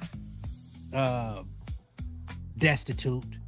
You know what I'm saying? Like she shouldn't have I'm praying for the kid. Any way to make sure that her and her children have a home or necessities, food, clothing, shelter. Between those two lines. Things of that nature. Or anything beyond that would help her children enjoy their lives. However, the problem that lies within this issue with Milagro is that you put yourself in this predicament. You had ample opportunity. You had multiple opportunities to remove yourself from the predicament. You had ample opportunities to just report, stick to the facts. You can impart your opinion. Everybody does it. But you decided to go with the most inflammatory opinions that you could possibly find along the way. You did the most inflammatory actions that you could possibly do along the way to antagonize the situation. And now that you're on the other side of it and you knew it would probably eventually end up right where it's at, you made no motions, no moves to protect yourself or to just say, hey man, I apologize. I'm sorry. Please, this is going to fuck me up. Show me some mercy. What do I need to do? You know what I'm saying? You ain't want to do that. No. And then you come on the internet and you try to play this big bad wolf, but then in the paperwork and in court, you try to play this docile. Child, welcome in Super 3701. Is this your first time here? Welcome in. Glad to have you here. If it is, if it's not, welcome back and glad to have you here. Either way. Hello, Brian. I've never listened to her before. Could she be any more ignorant? No, child. No, she could not. And I played all the clips, right? Because let me let Jay Nolan finish it out, and then we'll go back to the court documents. Glad to have you here, Super 3701. And to everybody here, like, comment, share, subscribe. Glad to have all you here. We are here to break down the fact that Megan Thee Stallion got a GPS on the road to riches, while Milagro Gramz, like Doras map says, miss me. Okay. I'm the map. I'm the map. I'm the map. Not for you, bitch. Let's continue on. Creature who doesn't understand how you ended up in this situation. Oh, those things don't even out. So, wishing you all the best in your payment plan, your cruise, and in your endeavors on brand new phones and things of that nature. Hopefully the music can be the great escape you need, okay? Let me know what y'all think of all this down below in the comments. Be sure to like and share this video. If this is your first time seeing me on YouTube, go ahead and subscribe to the channel, become an insider. I'll catch y'all on the next one, man. Peace. Peace, Jay Nolan. One love, much love, all love. Yeah, I got it. family Time over for it, fame, man. Listen. yeah. The glory of living righteous is setting in. My street knowledge and education's a perfect blend. Young mogul, independent, I've been setting trends. The first one from my family to be faithfully wed. Fuck niggas and the horses that they riding on. I see this shit from all angles like a polygon. I'm never politicking, the drama be piling on. Father and great son acknowledged like I'm Bobby Bonds. Conversation with my lady about the paper route. 5-6 bank accounts every day, I make it count. They down talking my commentary for hating now. Well, I can take it cause I'm bodying your favorite now, please. I can do this shit in my sleep. I've been writing for these niggas, y'all reading them women. I've been fighting these niggas. If you speak on the street, I'll turn your birthday party into New Year's Eve. Don't let me take it there. We ain't playing fair. This the ATL, Southside nigga moving furniture like Wayfair. Life on hold, no insurance for your healthcare. Lifeline gone, so you wanna be a millionaire? Well, let me tell you about this world I built. The women I dodged, the niggas that I ran for filth. The sympathy cars consulting for the stacks I built. I had The one, the only Mr. Jay Nolan inside the industry with Jay Nolan. Like, comment, share, and subscribe to that brother right there. Now let's go back to the court documents, everybody, because child, a lot going on. So, right here, right? It says right here, defendant Milagro Elizabeth Cooper, defendant proceeding pro se, respectfully moves this court pursuant to federal rule civil procedure 60B6 for relief from the final judgment ECF number 227 and amended final judgment ECF number 318 entered in this action on the ground that circumstances creating an appearance of partiality under 28 USC 455 were not disclosed to defendant and were not known to defendant through no fault of her own until after judgment was entered. In support of this motion, the defendant states as follows. So she says she did not know, right?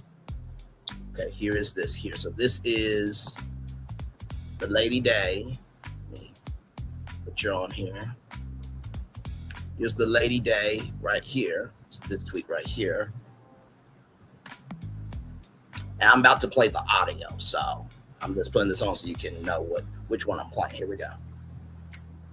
Here, pretty much. And you want to know what was so crazy to me? The fact that they came to $60,000. It did make me think about my own judgment. It did. And it put me in a position to want to praise Jeremy McClimate, my attorney, some more. Because I don't know if this was ever reported, but they took a whiteboard and they were writing on it in their closing, describing to the jury what it is that they were looking for. And when I looked at the whiteboard, I saw $30 million on the whiteboard. So if someone asked me, I go, what is it that was being asked for? My response would be, she wanted $30 million. So I have to give praise to God and I have to give credit to my attorney, Jeremy McClimate, because to go from someone wanting millions of dollars, tens of millions of dollars, to a judgment that's $75,000. But you said you had no idea, right? That's what Milagro Gramz is saying. Now, let me pull up the other one where she found out about the $75 live while she was on station head. Give me one moment. See, I'm about facts.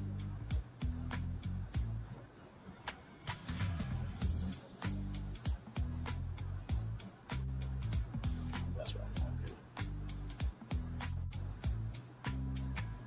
do. Okay, now this is her on station head finding out about the $75,000 judgment live. So here we go. Let me put it on the tweets. That way you know which tweet I am speaking of. Okay. This is from Weird Lagro. The other one was from Lady Day 911. Okay. All right. So here we go from Weird Lagro's account. Let's play Milagro reacting to the fact that she did know about the $75,000 judgment. Here we go. So I just got a message. Y'all know I'm battling my own case with Megan in court. I'm on mute, right? They told me that they reinstated the defamation.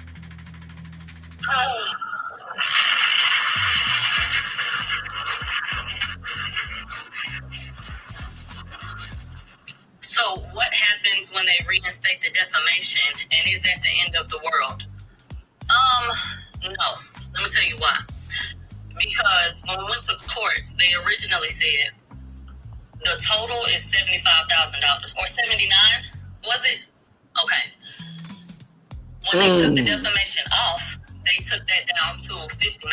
Mm-hmm. Okay. So Yes. if they reinstate defamation, then that takes it back to the 75 or 79.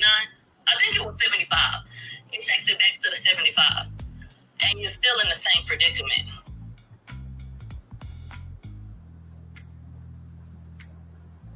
I just bring receipts, child. That's all I do, really. I drink my water, I mind my black-owned business, and I go on tour. That's really all I do, ladies and gentlemen. So just to show you this tweet right here, where Milagro Gramz hears about the reversal live. In response, stating Megan Thee Stallion didn't follow proper protocol. The judge already made a decision, so it's just a couple more thousand. Essentially, who cares, as she drops virtual bombs, seemingly still bragging about the win. And this tweet was posted at 12:29 a.m. May 30th, 2026. And then the Lady Day 911 tweet right here of praising her lawyer. Oh, now I can't speak English. Shout out to Taraji P. Henson, Cookie Line. Let's get it in. Let's see if she'll be praising her former attorney when her sanction and final court costs a tally. She's acting like the damages judgment finalizes what she's going to end up on. Her sanction could be another $75,000. Let her keep celebrating. Pig emoji, eye roll emoji, Quinn Emanuel. This tweet right here was posted at 6:25 p.m. on July 2nd, 2026. I just bring receipts. All right, let's read more of this here. This motion does not allege that the presiding judge, the Honorable Cecilia M. Tonga, harbored any actual bias against the defendant. Rather, this motion is brought under the objective standard set forth in 28 U.S.C. 455A, which requires disqualification whenever a judge's impartiality might be reasonably questioned, regardless of whether the judge was subjectively aware of or influenced by giving the circumstances giving rise to that appearance, rather. At its core, this motion rests on a straightforward chain of documented facts. The presiding judge's spouse, George Menciano Jr., is a partner and board member at Holland and Knight LLP. Holland and Knight LLP represent non-party Desiree Perez. She has had her own issues with her daughter and also Destiny Perez. Desiree Perez rather works at Rock Nation. Rock Nation has Megan Thee Stallion as an artist. And Ms. Perez was represented on the record without contradiction as having funded and been personally involved in this litigation against defendant from its inception. The defendant sets forth below a series of relationships and connections, each independently verifiable. Once again, are we going to believe a lie and a cheat and somebody we don't want around no more named Milagro Gramz? I don't think so. Which she respectfully submits would cause a reasonable objective observer, objective and observing Milagro Gramz, to question the appearance of impartiality in this proceeding as set forth further below. Defendant also sets evidence that a law firm connected to non-party Desiree Perez took affirmative steps to remove public reporting on these same relationships from social media prior to trial in this action. So here's the thing. Desiree Perez works at Rock Nation. If you work at a company, there's a lot of non-disclosure agreements that you have to sign based on what's going on. So they couldn't really say Desiree Perez was a part of it. But Milagro, like I said, her mother's placenta did give her all the nutrients when she was in her mother's womb and came out her mother's vagina. Let's continue on. Child. The procedural history, this action was commenced on October 30th, 2024, when plaintiff filed her complaint. Following the trial, the jury returned its verdict on December 1st, 2025. The court entered final judgment the next day on December 2nd, 2025. ECF number 277, defendant's trial counsel representation, effectively ended on January 9th, 2026. Now, Milagro was crying about her not making the Hot 97 list that Armand Wiggins did, and she also said that, Y'all made fun of me for not being able to pay my lawyers, and if you made fun of me, I would retweet that shit. That's what she said. I ain't got no reason to lie to you. And defendant has proceeded without the assistance of counsel in this court since January 2026. Defendant filed her original notice of appeal on January 2nd, 2026, ECF number 283. On May 29th, 2026, this court entered an order granting in part plaintiff's motion to reinstate jury verdict and entered ECF number 317, and entered an amended final judgment the same day. ECF number 318, defendant filed an amended notice of appeal on June 30th, 2026, ECF number 324. That same day, the United States Court of Appeals for the 11th Circuit granted defendant's appellate counsel, Jeremy McLimit, not McClimate, but McLimit. Why does McLimit sound like Lemony Snicket? Oh, you know what?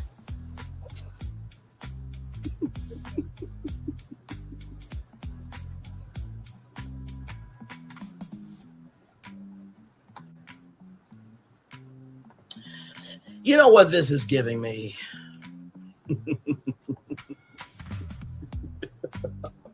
I'm sorry, yo. I just have to do this. I am so sorry. This is reminding me that Milagro is, oh my God. I don't know why it wasn't so clear to me. I don't know why it wasn't so clear to me. Oh my God. She is in a series of unfortunate events. Woody Woodpecker, let's go back to the documents here. Oh my God. Lead to withdraw from his representation of defendant on appeal. Defendant had no communication with Mr. McLimit regarding that withdrawal either before or after it occurred, and received no notice from him regarding his withdrawal as an attorney of record before the 11th Circuit. On June 25th, 2026, the 11th Circuit issued a dismissal notice in the pending appeal, case number 26-10032, warning that the appeal would be dismissed without further notice within 14 days, unless defendant filed a civil appeal statement. That notice was addressed to Mr. McLimit as counsel of record. The USCA 11, case number 26-10032, document 13, exhibit A. The next day, June 26th, 2026, Mr. McLimit filed a appearance of counsel form in the appeal, and the same day moved for leave to withdraw as defendant's counsel. It was like, bitch, you do too much. You are making checks that your ass can't cash. You also don't have any assets. And you don't understand the law. I am done. And so, I have the translation of what Jeremy McLimit was trying to say to Milagro Gramz. Give me a moment. Oh my God, I'm just firing off of all cylinders. My Lord.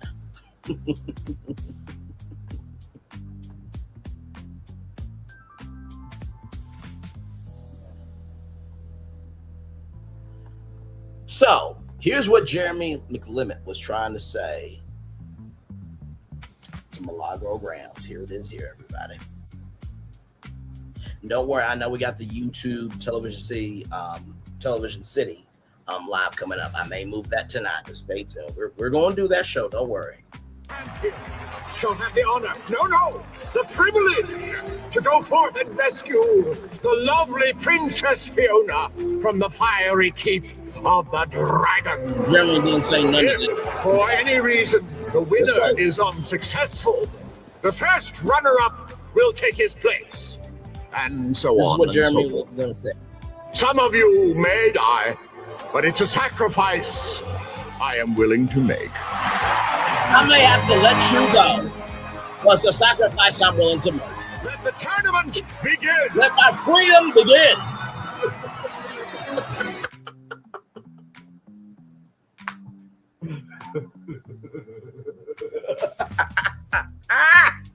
Jesus. All right, let's continue on. Child filed that appearance of counsel form filed an appearance of counsel form in the appeal. The same day, moved to withdraw defendant's counsel. Representing to the 11th Circuit that defendant had been informed of and consented to the withdrawal. So wait a minute, you were informed of and consented to the withdrawal, and you found out about the $75,000 while you were live on station head. This kind of means that this actually means that this is dead on arrival. But hey, what do I know though? I'm just bringing receipts. Moving on. USCA 11 case number 26-10032, document 18, exhibit B. Defendant did not receive the June 25th, 2026 dismissal notice directly from the 11th Circuit or from Mr. McLemmon, and first learned of both the dismissal and Mr. McLemmon's motion to withdraw on June 27, 2026 through a social media post summarizing those filings. Damn, the same platform that you utilized to cause hell to Megan Thee Stallion, hell was caused to you on social media. The same platform you use. Ain't that a bitch? Exhibit C. That same day, defendant emailed Mr. McLemmon asking him to clarify the status of his representation. Pending a pilot filings. Yes, can you please let me know, for my own mental health, for which I have none of, that you have let me go.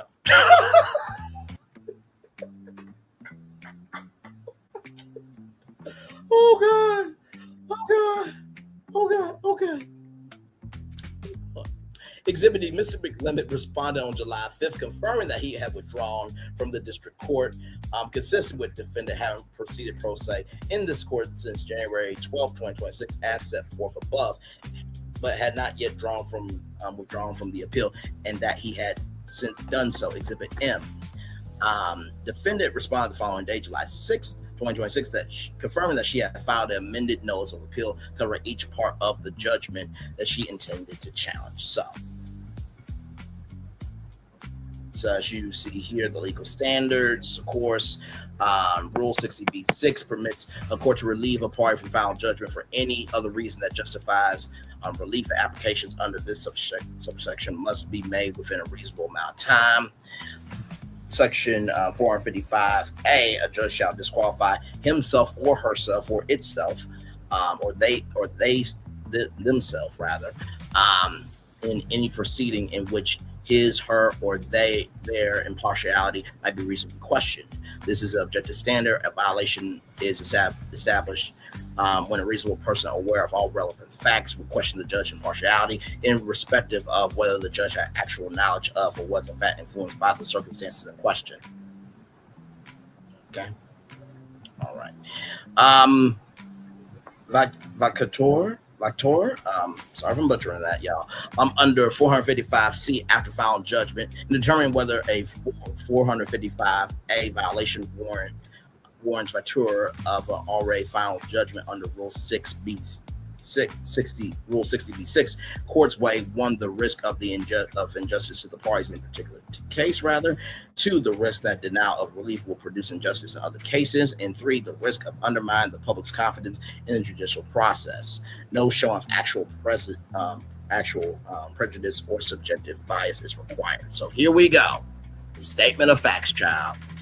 A, the presiding judge's spouse is a longtime partner and board member at a law firm with a documented connection to this case.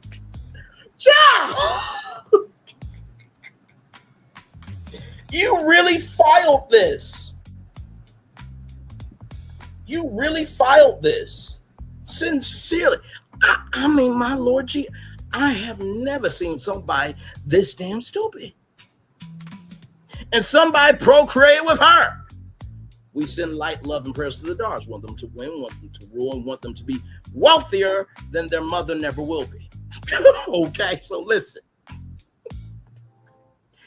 George Mencino Jr. is the spouse of the Honorable Cecilia M. Tonga, the United States District Judge who presided over all proceedings in this action. Mr. Mencino has been a partner at Holland and Knight LLP since 1987 and currently serves on the firm's board of directors. Holland Knight LLP is counsel of record for non-party Desiree Perez, as further described below, and Barbara A. Martinez, a partner in Holland and Knight's Miami office, among the attorneys representing Ms. Perez. So that's number one. Number two, Party, Desiree Perez documented role in funding and participating in this litigation, including sworn trial testimony confirming a long-standing interest in pursuing defendant. So you really think Desiree Perez said, let me see on my phone, I got a lot of Rock Nation emails. Oh, Milagro Gramz, fuck that bitch. I'm going to wail her ass in court. You really think that? You really think you that damn important that somebody will give enough of a damn shit and fuck about you? Child, I cannot stop. Listen, y'all, I'm just talking like this because... Oh, I'm sorry. So I just got a message. Y'all know I'm battling my own case. Yes, we know that. Megan in court. Uh-huh. I'm on mute, right? They told me that they reinstated the defamation. What? Girl, are you serious? Even though you consider yourself, are you serious? So what happens when they reinstate the defamation, and is that the end of the world?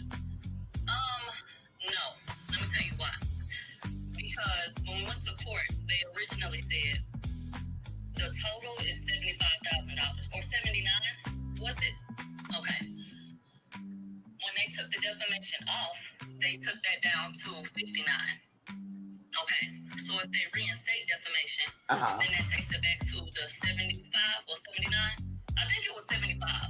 It takes it back to the 75. And you're still in the same predicament where Child, I just ooh, that's a piece of work right there. Oh yeah, I read that already. Okay, here we go. At status conference held September 5th, 2025, defendants then counsel Rhonda Dixon represented to the court that non-party Desiree Perez, chief executive officer of Rock Nation LLC, was paying the bills on behalf of Mega in this case, had been involved in this case from the very beginning, and was present at the hospital on the phone when police were first contacted regarding the underlying incident. I would think that Rock Nation or any other label or media company or company itself, if there are employee that the artist or the employee has benefits, and so they would pay the bills on behalf of Megan in the case, and that they would be involved in the case from the very beginning because she is represented by Rock Nation. And of course, I mean, the CEO doesn't have to be at the hospital, but it was nice that she was at the hospital and was on the phone with police when contacted, because the CEO would have to be on the phone with police anyway when it comes to something of this magnitude. Pop the helium in Milagro's balloon, child.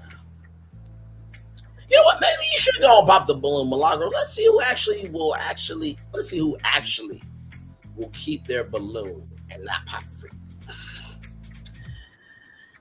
Oh my God, child. Or how? Let me flip it reverse wide back. Let's see who will pop their balloon, who will not pop their balloon. Let's see that. Okay. Child, listen.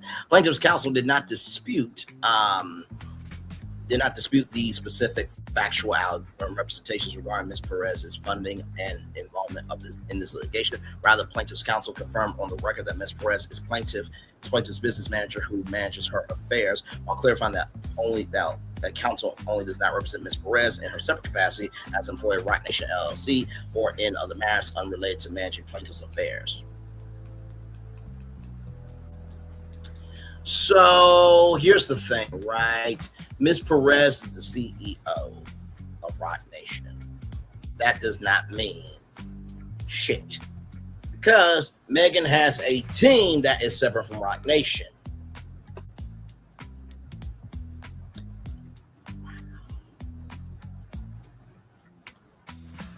Ooh, Lord, man, that's just sad.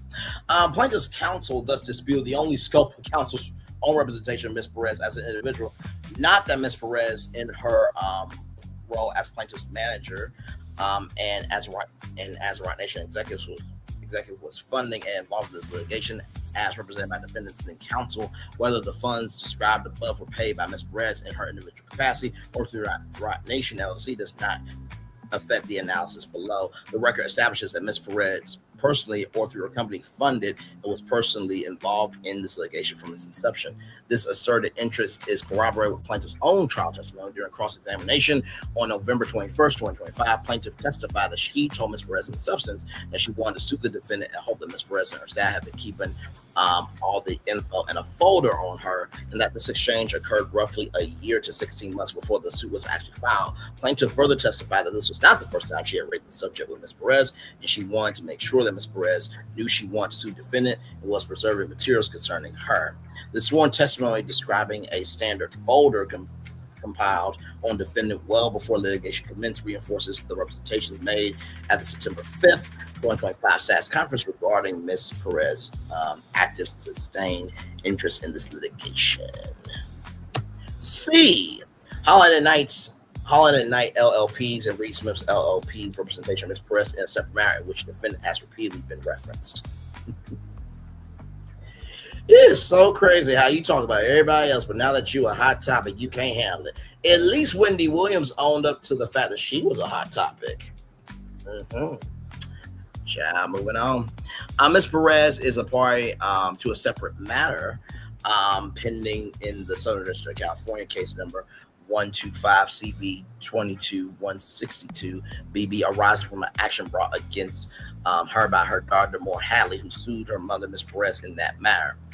Ms. Perez is named the defendant in the action is represented by both Holland & Knight LLP, including Ms. Martinez and Reed Smith LLP. A separate action, Perez versus Hadley, was filed by number 125 CV 21607 BB, was filed by Ms. Perez against Javon Hadley, Ms. Hadley's husband, on April 8th, 2025. Was consolidated with the Hadley matter on July 1st, 2025. Reed Smith LLP represented Ms. Perez as plaintiff in that action from its filing before consolidation, and Reed Smith LLP, together with Holland & Knight LLP, continues to represent Ms. Perez in both the plaintiff and defendant postures within now the consolidated proceeding. Reed Smith LLP and Holland & Knight LLP are accordingly counsel of record from Ms. Perez, both sides of the consolidated case, as her counsel in prosecuting her own claims against Ms. Hadley and her counsel in defending against claims brought by Ms. Hadley. Defendant was referenced by her initials MC. Well, we only recognize that as Mariah Carey. So in the culture, we don't recognize you. I don't know her. The words of Mariah Carey. In that proceeding on September 5th, 15th, 2025, although the defendant was not identified by her full name, the surrounding text including references to plaintiff Megan P. and to separate and widely reported California criminal matter below, see infra IVD makes it clear that the reference mistakenly to defendant. So here's the thing with that, right? You give commentary, correct? So he gave commentary to Desiree Perez and her daughter. That's all that was. Nothing more, nothing less. Let's continue. Hey, one person, welcome in. We're talking about Milagro Gramz, child, and this BS that she has filed to the judge, saying that her husband that works at the law firm that helped Megan Thee Stallion influenced Judge Cecilia M. Tonga to make the judgment for the defamation being reinstated and for Milagro Gramz having to pay $75,000. Yeah, I know, it sounds crazy. So that's because it is crazy. Defendant's connection to the Hadley Perez matter has continued well past September 2025, notwithstanding that it remains a legally separate case from this action. On June 18th, 2026, one day before June 19th, counsel for the consolidated plaintiffs and for Ms. Perez filed a motion for sanctions against the Hadleys for alleged violation of a special order restricting extrajudicial statements. An exhibit to that motion analysis performed by FTI Consulting Incorporated of Twitter. No one calls it X. No one. I hear not. They're not. Anyway, accounts filed by Demore Hadley as of June 13, 2026 list defendant's X account. Now I'm reading it because it's a court document, child, no matter how fucked up it is. Mob-ish underscore among the accounts reviewed. Defendant testified at her own deposition regarding the limited nature of contact with Ms. Hadley, that she is a media personality. That was determined in the court that you're not a media personality, child, who interviewed Ms. Hadley once by video call for a segment that was never released. and that no lawyer was present for that interview, and that she had no contact with Ms. Hadley since. See deposition of Milagro Elizabeth Cooper, July 21st, 2025, ECF number 121 at 29230-306 rather. Defendants continue with no presence and filings by counsel connected to Ms. Perez, including the same Holland, Knight, and Reed Smith attorneys identified above, rather, as recently as June 2026, illustrates to the degree which defendant Ms. Perez and the firms connected to Judge Antonga's spouse remain intertwined across this separate but factually overlapping litigation, notwithstanding that Pete versus Cooper had the Hadley Perez matter not formally related cases. D. Reed Smith LLP's representation of Rock Nation alongside Quinn Emanuel's representation of plaintiff's own business entities in a separate federal matter. Joanna Menciello, counsel of record for plaintiff in this action, and Alex B. Shapiro, an attorney at the same law firm, Quinn Emanuel, Eckhart, and Sullivan LLP, have each represented interests connected to plaintiff beyond this litigation. Mr. Spiro has not entered a formal appearance in this case, but has been publicly repeatedly identified in press coverage as plaintiff's attorney in a separate, widely reported California criminal matter involving plaintiff. Mr.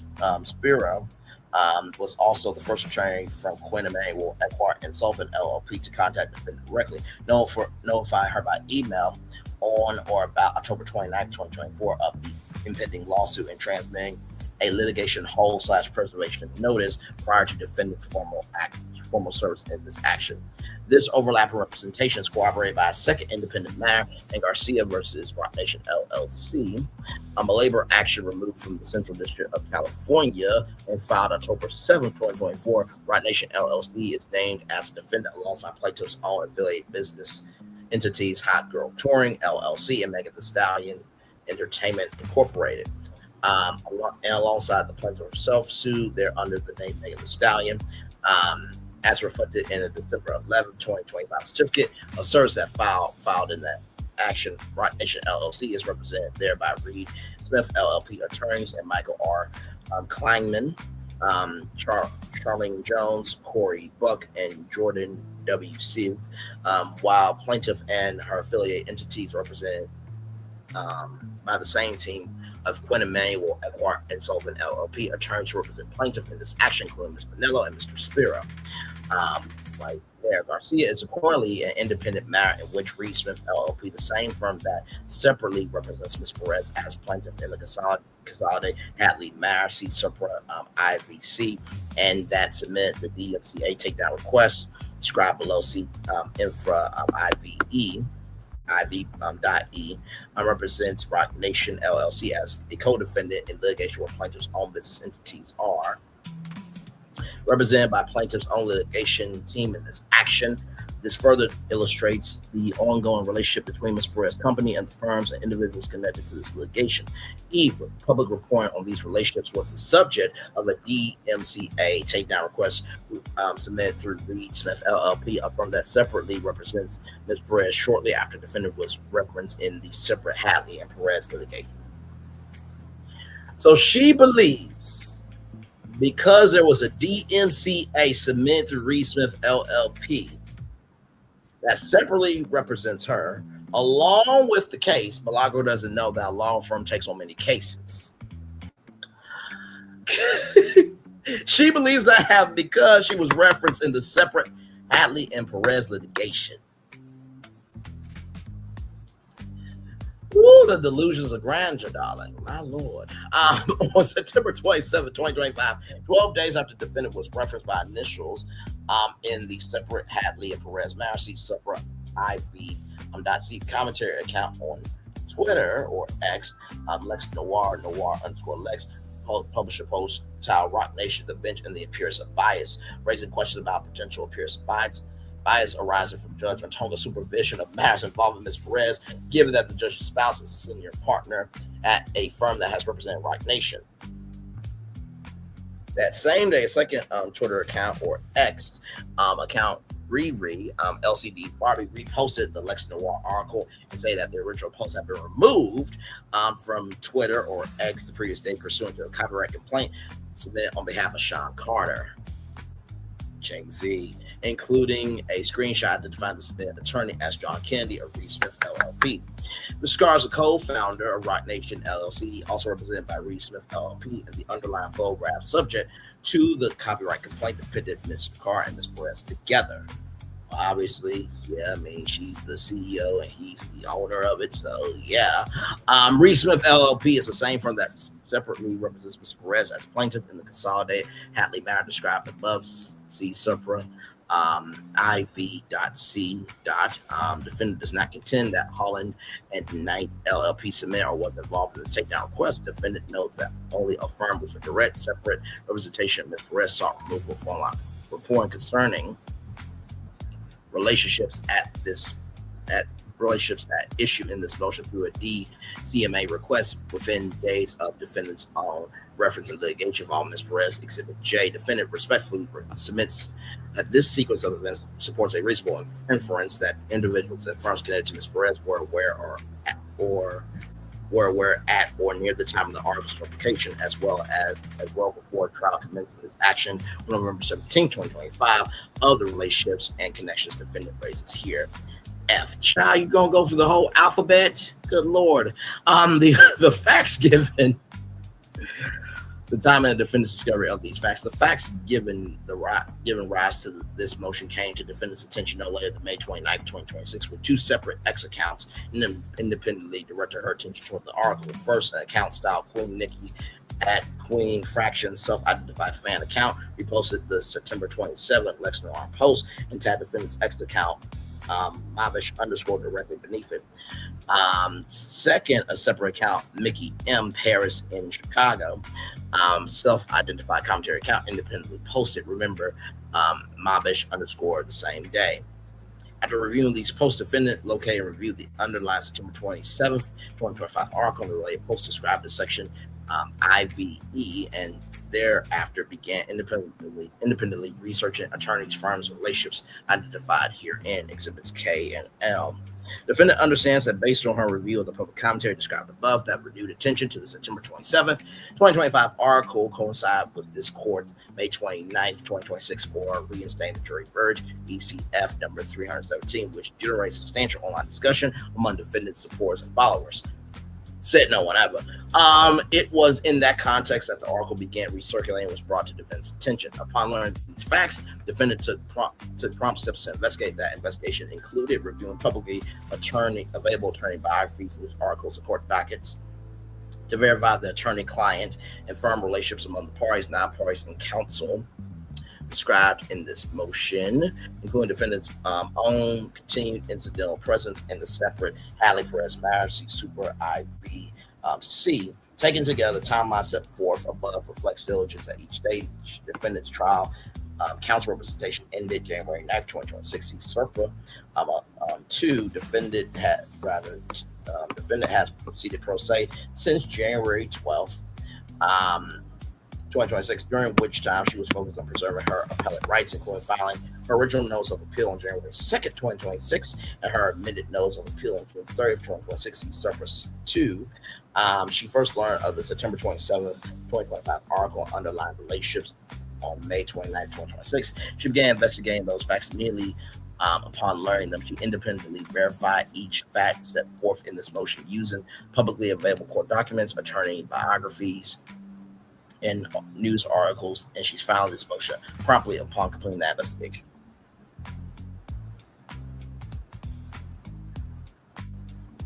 So basically a word salad, child. Argument, I'm just going to go over these very quickly.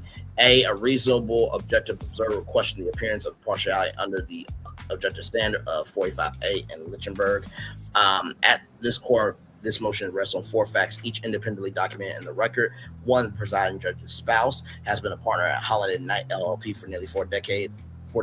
Sits on that firm's board of directors. 2, Holland and Knight LLP represent Ms. Perez. 3, Ms. Perez was represented on the record without contradiction as funding and being personally involved in this litigation from its inception, whether individually or through her company, Rock Nation LLC. And 4, plaintiff's own sworn trial testimony corroborates that Ms. Perez maintained a standard file on defendant well before suit was filed. Those four facts standing alone establish that a reasonable person aware and understanding them would question whether the presiding judge's impartiality might be reasonably questioned. Oh my Lord, you dumb bitch. In the words of Whitney Houston, you better lay low.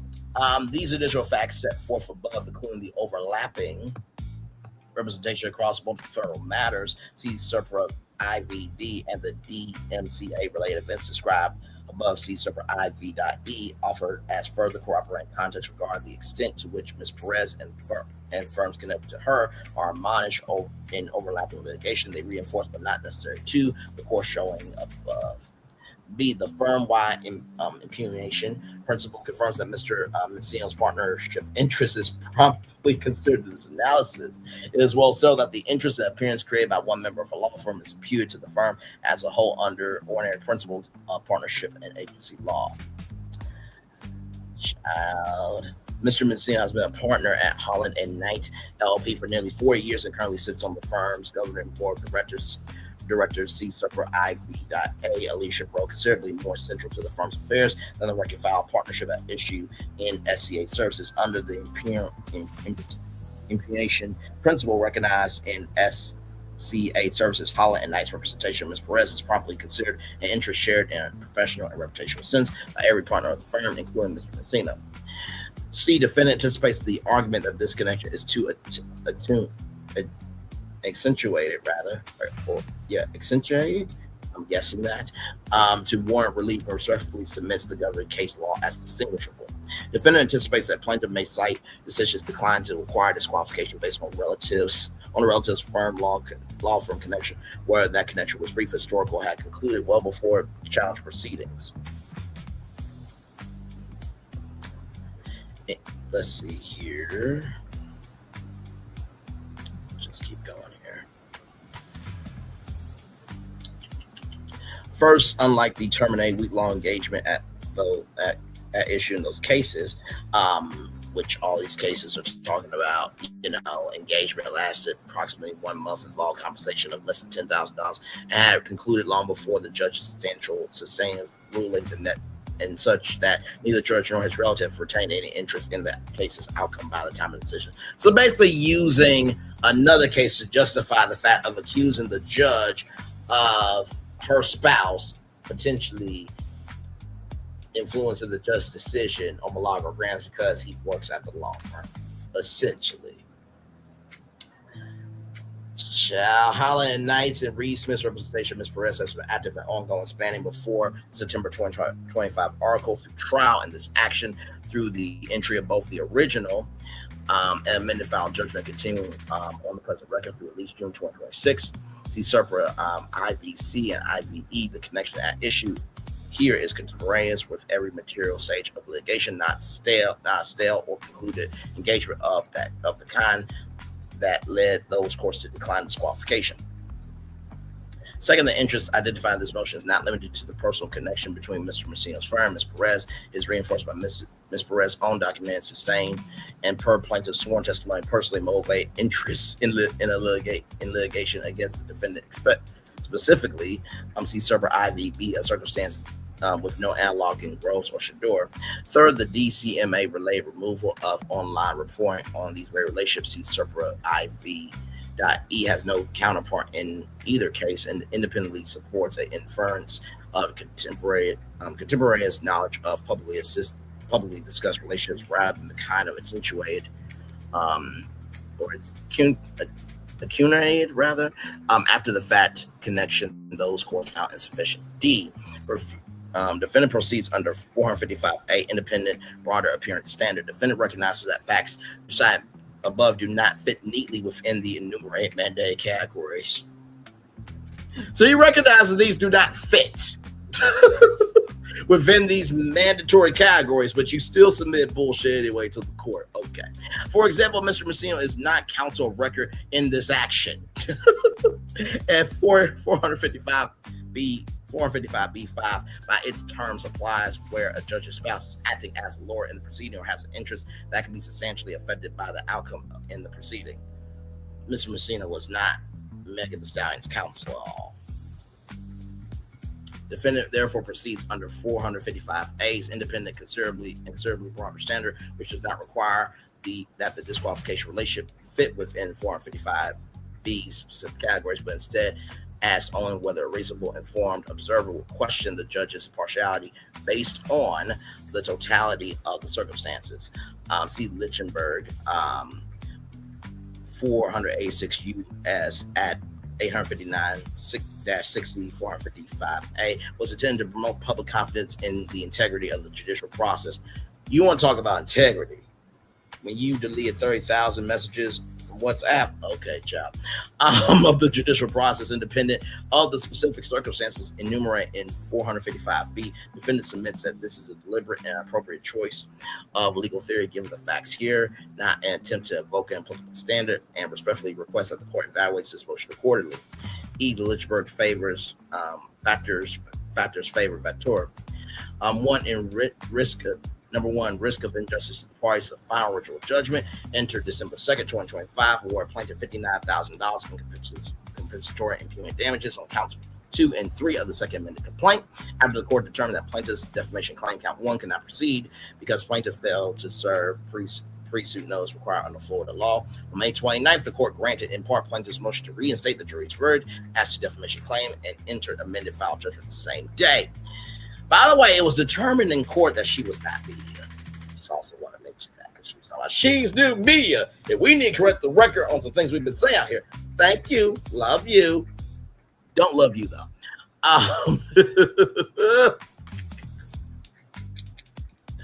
As to the defamation claim, it entered the final amended final judgment the same day, awarding plaintiff a total of $75,000 across all 3 counts, $15,000 compensatory damages for defamation per se, $8,000 in compensatory damages for intentional infliction of emotional distress, $50,000 in compensatory damages for promotion of an altersexual depiction, and $1,000 in punitive damages on each of the defamation and emotional distress claims.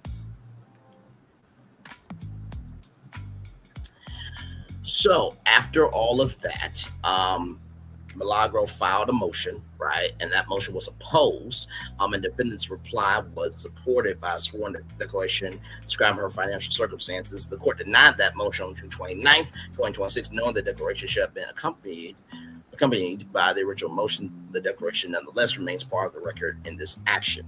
ECF number 323, the amended final judgment is accordingly enforceable against defendant now during pendency of her appeal. Defendant swore declaration and filed in support of her reply. Filed in support of her reply and further support that notion states without contradiction in this record that she is self-employed and earns income primarily through art support, subscriptions, platform monetization. Didn't you not have your monetization on for a long time on YouTube? But moving on. And related content creation activity, that income fluctuates significantly and is not guaranteed. And she is responsible for supporting her household and 2 minor children. She does not own a home or other substantial real property, and that she lacks sufficient liquid assets to post a superseded bond without imposing severe financial hardship on herself and her family.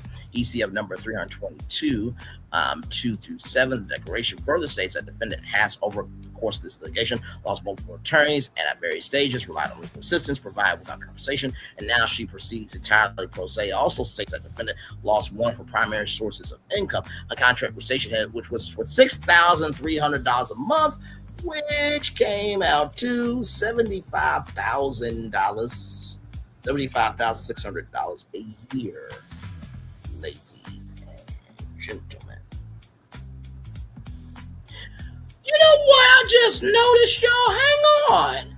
If you would have had that Stationhead contract, you would just had to give up your salary for a year. I mean, you would have $600 left over, but, well, actually, no, you probably wouldn't because all the attorney's fees and everything that adds up and bubble up to the top and explodes. During the pendency of this litigation, contributing substantially to the financial hardship she and her family have experienced.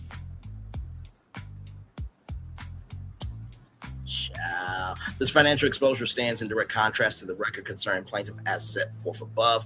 Plaintiff's litigation has been funded throughout by non-party Desiree Perez, individually or through a company, Rock Nation LLC, C. Serpa IVB, and plaintiff together with her own affiliate business entities in this press company have been represented represent, often simultaneously across multiple independent financial matters by the same team of attorneys at Quinn Emanuel Eckhart Sullivan LLP. Enforcement of $75,000 judgment now unstayed poses a materially different and considerably even more severe practical risk to self-employed underrepresented individual defendants supporting minor children, and that any risk delay poses to plaintiff who is represented by source counsel and has on the record been funded by a non-party with documented means to retain multiple law firms across multiple matters. Simultaneously, absent relief defendant faces irreparable harm to her livelihood and ability to support her household during the pendency of an appeal from a judgment entered without disclosure of the circumstances set forth in this motion. Defendant respectfully submits that this asymmetry, not symmetry, is this asymmetrical or non-symmetrical? Ways in favor. Sorry. There was a live I did of, does this have symmetry or is it asymmetry with Melody Cherie way back in the day. That was a kiki, ha-ha, and a laugh for sure. Ways in the favor of relief under the first Lipberg factor. Number 2, risk of injustice in other cases. Decline to grant relief on these facts risks discouraging the prompt investigation and disclosure of judicial relationships by future litigants, undermine 455C's requirement that the judge make a reasonable effort to inform himself, herself, or themselves about the personal financial interests of his spouse, his, her, or their spouse. So basically, she's trying to say that she wants to do this for the greater good of everybody else down the line. But child, not everybody else is going to be doing this. It's just you that fucked up. Just keeping it a buck. Don't worry, y'all. I am moving the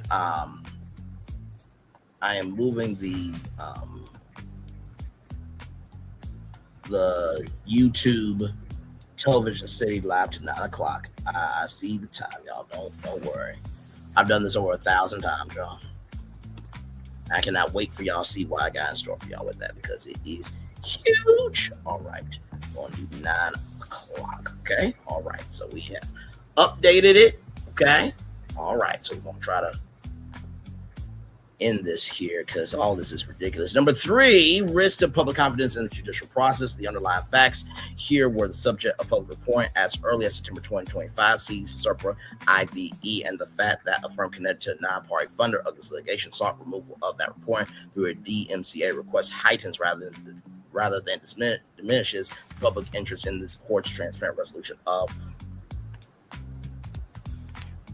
this motion.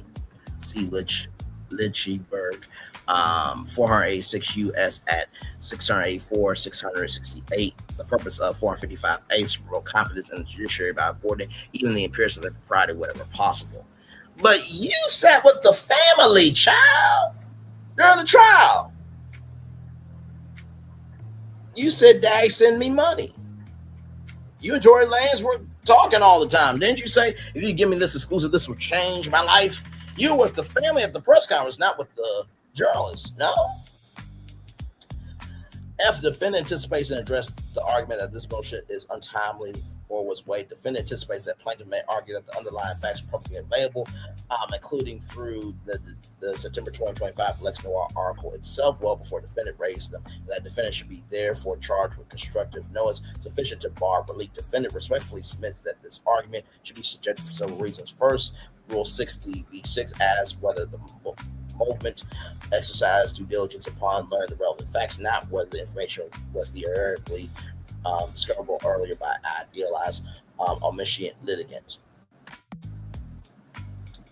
Lynchburg itself, the Supreme Court excused the attempt of delay in seeking relief, whether the delay was attributable to circumstances beyond the movement's control. Notwithstanding the underlying conflict, the judge's own trustee position was a matter of public record throughout that period. Second, the defendant was, during the period, a self-represented non-attorney litigant actively engaged in preserving her rights to direct appeal. Are you serious, child?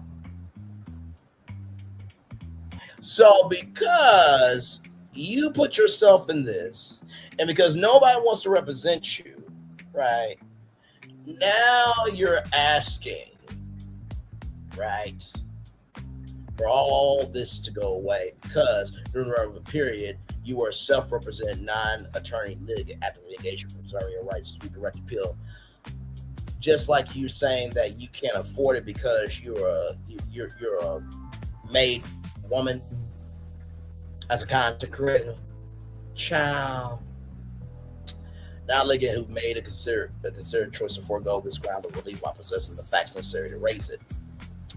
Third, and most directly, defendant's own account of when and how she actually learned these specific facts, set forth in detail at section I, the F above, and supported by dated, publicly available social media posts, establishes the diligence required by Gonzalez and Crosby, 445 U.S. 524 535 2005, and its prodigy, including the Supreme Court's most recent reaffirmation of the faultless in the delay standard. G, defendant circumstances satisfy Rule 60B6 extraordinary circumstances standard. Relief under Rule 60B6 is available only upon showing extraordinary circumstances. Right here, defendant respectfully submits that a combination of circumstances present here and undisclosed judicial relationship, implying the objective standard of 455A, sworn trial testimony corroborating the interested non-party sustained personal interest in pursuing defendant, documented contemporaneous efforts by counsel connected to that non-party seek removal of public report on the relationship through a DCMA request, a $75,000 judgment now enforceable against a self-employed pro se defendant supporting non-children, and defendant's own diligent good faith investigation upon first learning these facts while proceeding pro se without appellate counsel's assistance, together satisfying this demanding standard and are readily distinguishable from the free, calculated, deliberate choices that the Supreme Court has held in sufficient cases such as Ackerman. So relief requested. Accordingly, defendant respectfully requests that this court issue an indicative ruling pursuant to federal Rule Civil Penal Code 62.1A3, saying that either A, it will grant this motion if the 11th Circuit remands for that purpose, or B, that this motion raises a substantial issue warranting such a remand, that so that defendant may notify the 11th Court accordingly pursuant to federal R Appeal P 12.1A. Wherefore, should the 11th Circuit remand this action for that purpose, defendant respectfully requests that this court vacate the final judgment. It's happening whether you do this or not. You got paid. And you said you didn't know, right? That's what you said.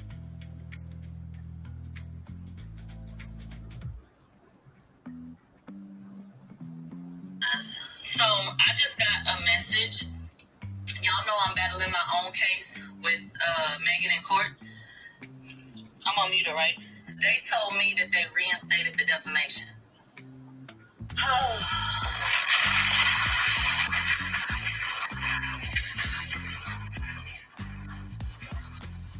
So what happens when they reinstate the defamation, and is that the end of the world? No. Let me tell you why. Because when we went to court, they originally said the total is $75,000 or $79,000, was it? Okay. When they took the defamation off, they took that down to $59,000. Okay. So if they reinstate defamation, then that takes it back to the 75 or 79. I think it was 75. It takes it back to the 75, and you're still in the same predicament.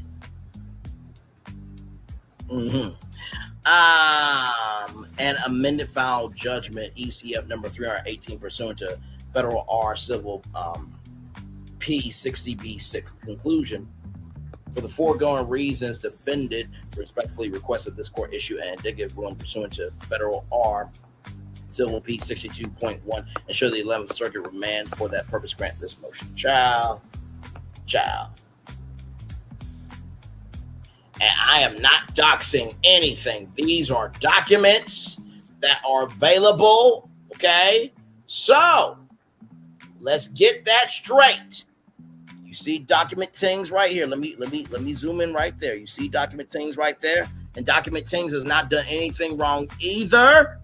Okay, let's get that straight. But I'm going to read it all anyway. Let me zoom all the way in for y'all. Milagro Elizabeth Cooper, defendant pro se, 21175 Tomball Parkway, hashtag 529 Houston, Texas 77070. Email milagrograms@gmail.com. That was in the document. I don't want to hear shit. That's everything. That's everything. That's everything, though. So, and there is Milagro's signature. Wow, that is a signature, child. So, because I know some people are gonna be like, Bray, you're doing too much. I'm like, no, I'm not. No, I'm reading the documents as they are. Okay, don't get mad at me because I have integrity and you don't. Okay, all right. So then she has a declaration right here, right? So this is her declaration right here. I am the defendant of this action and submit this declaration based on my personal knowledge in supporting my motion for relief from judgment pursuant to Federal R Civil P 60B6 in the motion and everything here. Exhibit A, you see that there. Shout out to document tingz. Document tingz is in this. Exhibit B, also from document tingz. Just letting y'all read it there because that was a lot of reading. Exhibit C, also from document tingz. D is the email from Jeremy McLimit. M from Jeremy McLimit. N from Jeremy McLimit. E, excerpt or trial transcript in this motion, Megan Pete versus Milagro Liv Cooper. F is a true correct copy, consolidated plaintiffs and defendant Desiree Perez motion. G is from FTI Consulting Incorporated. H is a copy of the certificate of service and Garcia and Rock Nation LLC. I, true and correct copy screenshot captured from the platform of Lex Noir. Riri, LCD Barbie, Queen Nikki. So exhibit J is Riri, LCD Barbie. Exhibit K is Queen Nikki. Exhibit L, Mickey M, Paris in Chicago. Then, of course, the Lex Noir post-described in the motion. So those are all the things in her declaration. Once again, that is public, okay? I'm not doxing anyone, okay? Doxing anyone at all. And then, of course, this was dismissal notice issued by the United States Court of Appeals. She got that from document tingz. Motion to leave to withdraw as counsel filed by Jeremy McLimit, also obtained by document tingz. True and correct copy, screenshot from document tingz summarizing the June 25th dismissal notice and Mr. McLimit's June 26, 2026 motion to withdraw. And then here are the exhibits, everybody. I'm going to read all of them. Okay, I'm just going to show them to you to show you that these are real here. Okay, all right, just because we're actual, factual, smactual around here. There's exhibit A. There's exhibit B. I put the links in my description box. There's document tingz right there.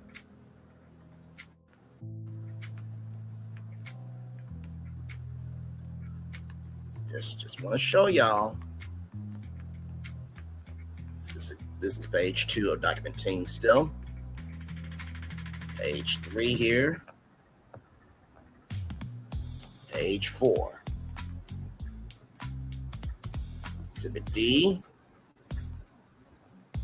This is Milagro to Jeremy.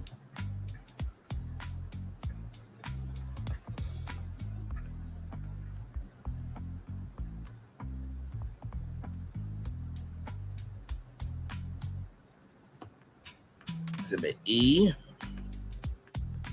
Just showing y'all the exhibits. Exhibit F. Exhibit G.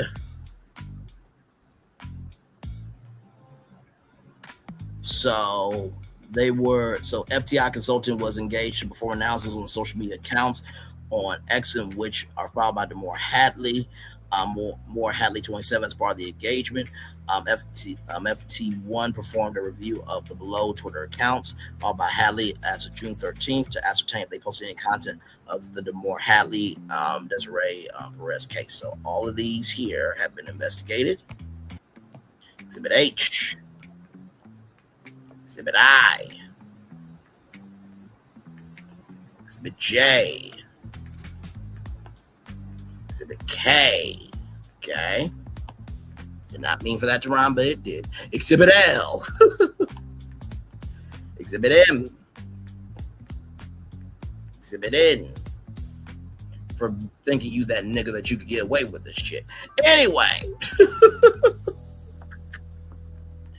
And then there is that scent. Okay, everybody? Child. What else do you want from me?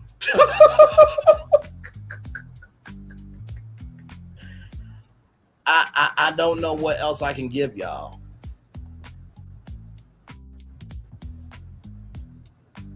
That's everything. I know that was quite a lot of information, but you don't get to come out here and just do what you want to do, child. You just don't get to do that.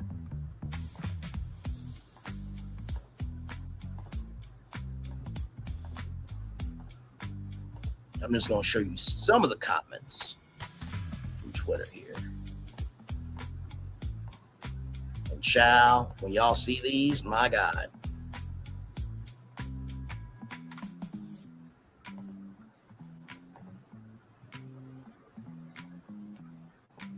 Here we go, yo. Oh, wait. Right here. Bitch, just shut up and pay.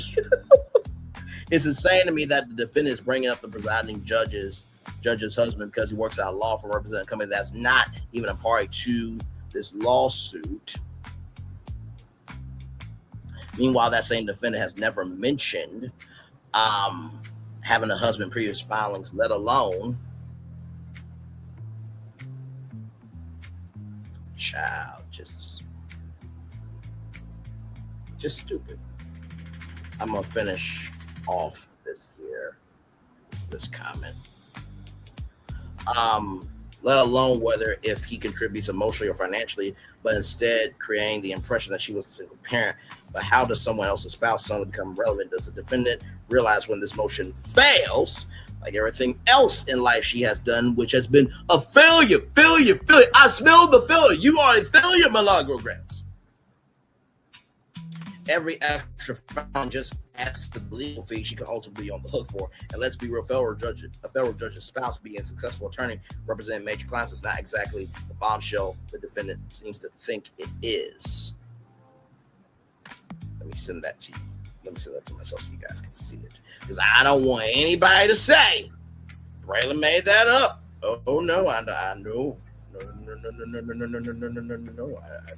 don't want that. No.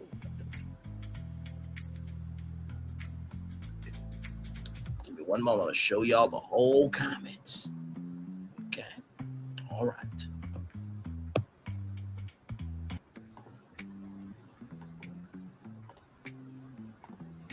And here's exactly what I just read off of my phone. Okay. All right. Oh my gosh. Shout out to Survivor 1 here. Milagro claims she was unaware of court communications and only knew because of document tingz posting on X. This is strange as she is blocked, in my opinion. This reminds me when she said, how does Megan know what I'm posting about her when she's blocked? But then we found out that T. Ferris was showing Megan things. 3 laughing emojis. Milagro is a fan of document tingz, or her fans are really his fans. Like that, T-Job. She doesn't know. She just sunk herself so deep that the judge ain't biased. Bitch, she's on your ass. She's on your ass now. Glad she's proven how obsessed she is with Megan and anyone proximity to her after concluding with Tory for $3,000 in sex with an old man. And this is why Megan needs to call Cardi B's lawyers and see how Milagro Gramz can be choked up as much as Tasha K is, because Tasha K just had to pay $60,000 for talking about Stephon Diggs and Offset.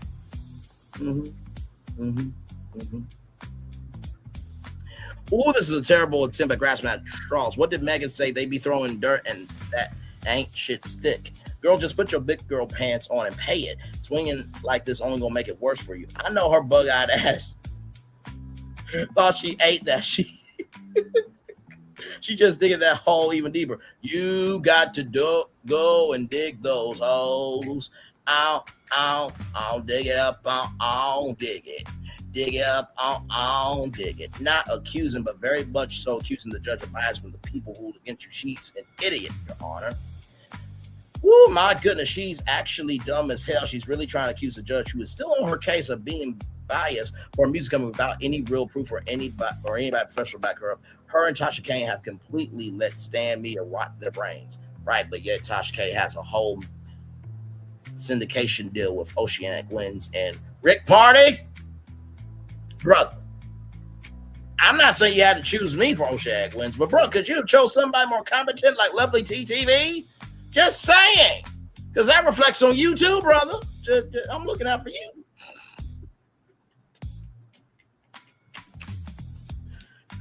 Oh my God.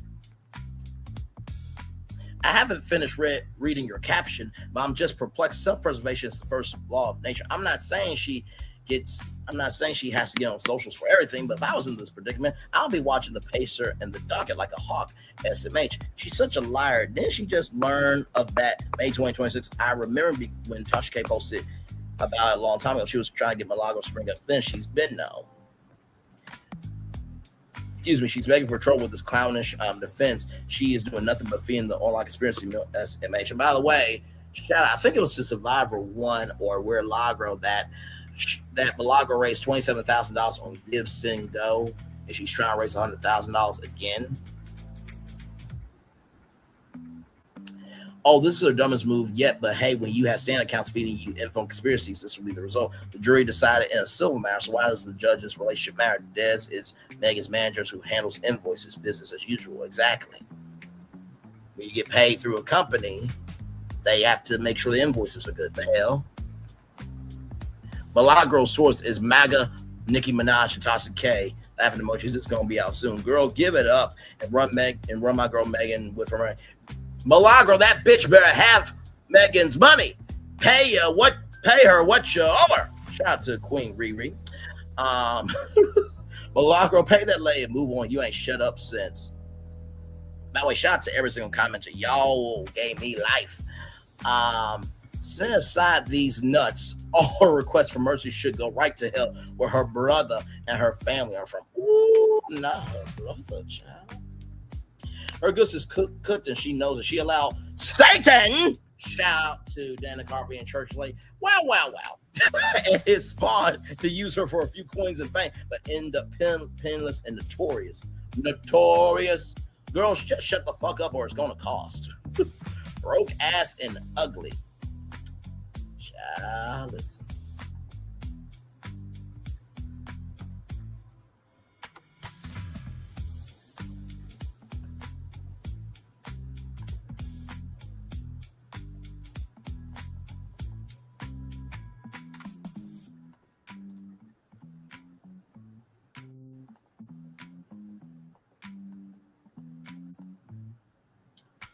Child, those were all the tweets, child.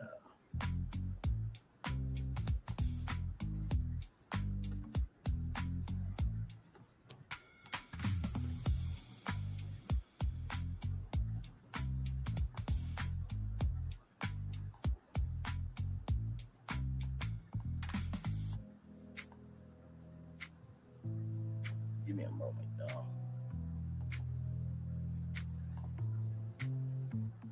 I know we're about to head out, y'all. Just give me one moment, y'all.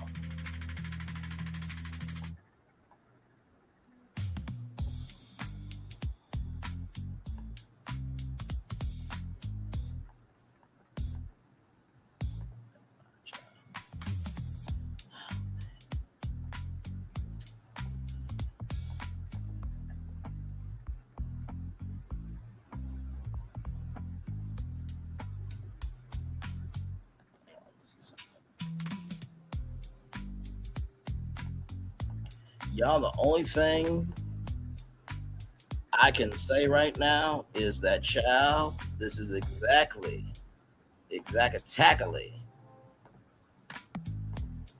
what Milagro Gramz is looking like right here. Okay, listen. Right about here. This is exactly how she looking like. Oh, shit! Wait for it. It's going to shock you. Hang on. My precious. Look at that bitch. Anyway, it was like, oh, I done fucked up, and you did, child. Let's get on out of here. That's all I got for y'all. We are about to get ready for the YouTube live here in just a minute. Let's get to the daily motivator, child. I know this one was a long one, but it needed to be. It needed to be. So let's get it with the daily motivator, everybody. Yes, indeed. Here we go. All right, y'all. Ours never really finished his work. He merely abandons it. Paul Valerie. Ooh, very deep words there. It's time for the daily motivator for Thursday, July 9th, 2026. Possibility of success. Sometimes the work you do brings the result you seek. Other times it doesn't. It's true that when you take action, success is not guaranteed. However, you decline to act, failure is absolutely guaranteed. So if you're left with a choice between the possibility of success and the certainty of failure, whose success is only a possibility and you have to work for it, doing that work is your best option. The more you choose that path, the higher your odds of success. With time and persistence, the possibility of success approaches near certainty. It's natural and understandable to get discouraged when you put effort into something that doesn't work out. Remind yourself at those times that even though you'll end up with the wrong result, taking action was still the right choice. Then, with more wisdom and experience than ever before, pick yourself up and make a fresh new effort. Keep choosing that possibility of success, and you'll find a way to make it happen. Ralph Morrison. Well, let's talk about it, sir. It is true that when you take action, success is not always guaranteed. But if you never take action, it will never happen. That's the first thing I want to tell you.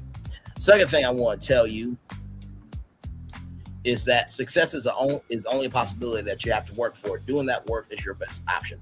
Faith without works is dead. Faith without works is dead. Faith without works is dead. So you have to recognize that while success is not guaranteed, if you don't ever take a chance with success, you will never be successful. And if your work is not about success, then that success will never happen. So the work that you do plus your belief equals your success. That's the second thing I want to tell you. Finally, the third thing, remind yourself at those times that even though you end up with the wrong result, taking action was still the right choice. But here's where I'm going to push back on that. Not everything that you do needs to be a choice. Not everything that you do needs to be a choice. Not everything let me flip the words around back. Not everything that you can do needs to be a choice available to you. Not everything that you can do needs to be a choice to you. Not everything that you can do needs to be a choice to you. You know, I'll never forget something Steve Harvey said to Oprah Winfrey when Oprah Winfrey said, everything you touch turns into gold. CR said, I don't touch everything. I clock that T. With that being said, it's time for the best outro on YouTube. Know what you do and do what you know. Never say one more special, because you are always one of us and trust. You may not be where you want to be, but by the end of it, you'll be where you need to be. Do what you've been chosen to do. Why, it's one thing to call yourself, it's another to be chosen. One love, much love, all love. I have spent time with you. You have spent time with me. Hopefully by spending time together, rise be great together. And always remember, where you're doing radio, television, YouTube, living your best life, or child, you are not trying to do the most, knowing you're going to be in some shit that you cause to yourself. Make sure the replay is not just for you watch it, not just for you listen to it, but if you want to experience it again. I love you, I value, I embrace you. I'll always remember, on see love you gotta give it, on see love you gotta give it, on see love you gotta give it. Wherever obstacles you overcome, wherever success you have achieved upon this particular day, I'm extremely proud of you, but no one else is probably be proud of your damn self. Finally, y'all, listen. Everything that I pulled tonight, y'all can find. Y'all got the intel.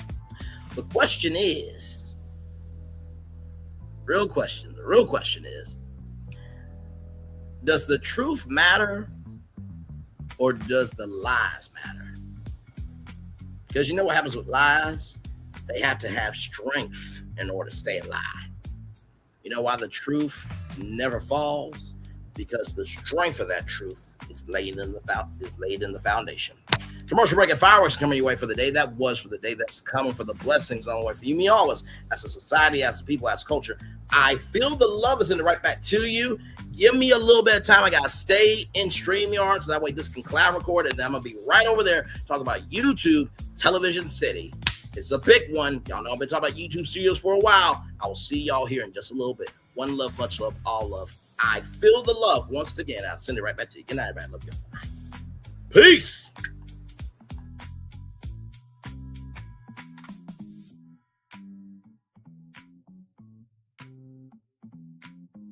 I thought I should tell you they've been talking about you. Yeah, they've been talking about you. They've been talking about the fact that they've done everything they could to stop you and everything they could to block you, but you still win. They've been talking about the fact that they have undermined your success and they have tried to sabotage your seasons, but you keep winning. They've been talking about the fact that even though they don't like each other, they get together to try to kill you, but you keep winning. They've been talking about the fact that you were voted least likely to succeed, but like cream, you keep rising to the top. They've been talking about how they tried to burn your world down, but like the phoenix, you rose from the ashes. They've been talking about you, and you know what they say? Oh, she's just lucky. He's just lucky. But no, you ain't lucky. You're anointed. You got something on you. You got favor on you. You got power on you. You were born to win. Now they can call it luck, but it's grace. They can call it luck, but it's favor. But whatever they call it, it doesn't matter, because you know what God calls you? Do you know what God calls you? A winner. I thought I should tell you they've been talking about you. Yeah, they've been talking about you. They've been talking about the fact that they've done everything they could to stop you and everything they could to block you, but you still win. They've been talking about the fact that they have undermined your success and they have tried to sabotage your seasons, but you keep winning. They've been talking about the fact that even though they don't like each other, they get together to try to kill you, but you keep winning. They've been talking about the fact that you were voted least likely to succeed, but like cream, you keep rising to the top. They've been talking about how they tried to burn your world down, but like the phoenix, you rose from the ashes. They've been talking about you, and you know what they say? Oh, she's just lucky. He's just lucky. But no, you ain't lucky. You're anointed. You got something on you. You got favor on you. You got power on you. You were born to win. Now they can call it luck, but it's grace. They can call it luck, but it's favor. But whatever they call it, it doesn't matter, because you know what God calls you? Do you know what God calls you? A winner. I thought I should tell you they've been talking about you. Yeah, they've been talking about you. They've been talking about the fact that they've done everything they could to stop you and everything they could to block you, but you still win. They've been talking about the fact that they have undermined your success and they have tried to sabotage your seasons, but you keep winning. They've been talking about the fact that even though they don't like each other, they get together to try to kill you, but you keep winning. They've been talking about the fact that you were voted least likely to succeed, but like cream, you keep rising to the top.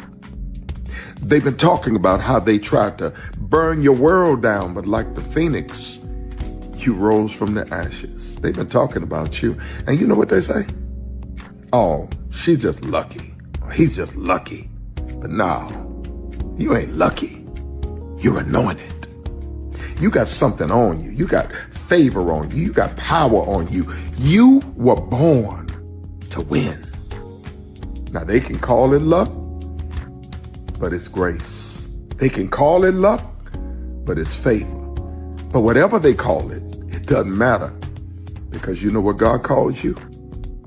Do you know what God calls you? A winner. Good evening. My name is Mark Woodbury. I'm the chairman and CEO of Universal Destinations and Experiences. Well, we're finally here. Tomorrow we begin a new chapter at Universal Orlando Resort as we open Epic Universe. We built this place for you.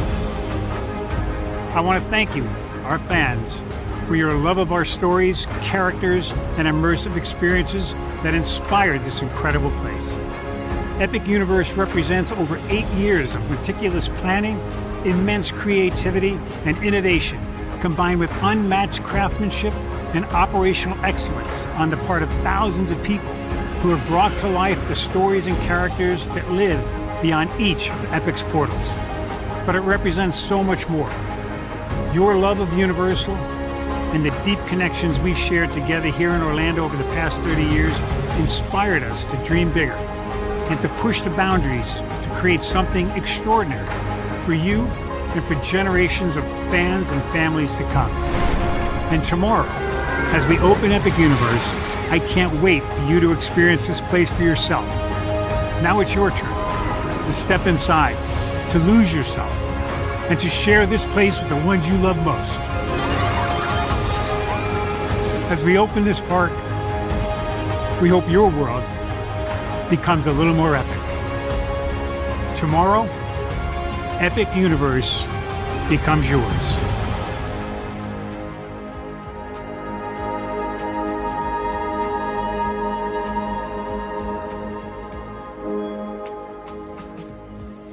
Are video games getting too expensive? This episode, we want to find some common ground because the CEOs want to raise the price even more. Not with these broken-ass games. $5 million. That's how much San Andreas costs to make. Is it their fault for selling or our fault for buying? Corporations claim all this stuff. Devs say otherwise. Sports gamers, cozy gamers, whatever you call the people who play Power Wash Simulator. I think it stings a little bit more because I'm spending my actual money and my mom is not. Imagine they get rid of all movie theaters and then charge you the same price to watch the same movie at home. That's like every streaming service. It doesn't have to be the longest of games, but am I having fun with it? This is Lex. I'm Ronell. Let's get right into it.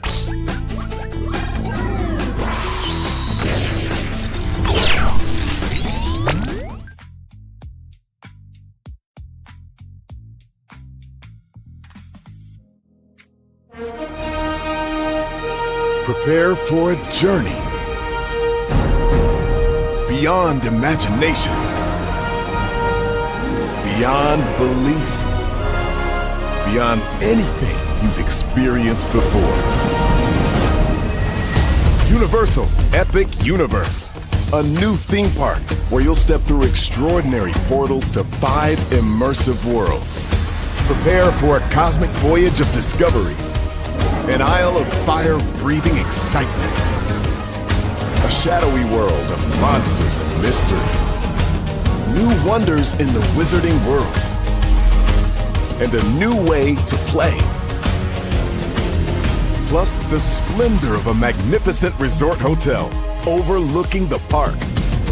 It's all new excitement at Universal Orlando Resort.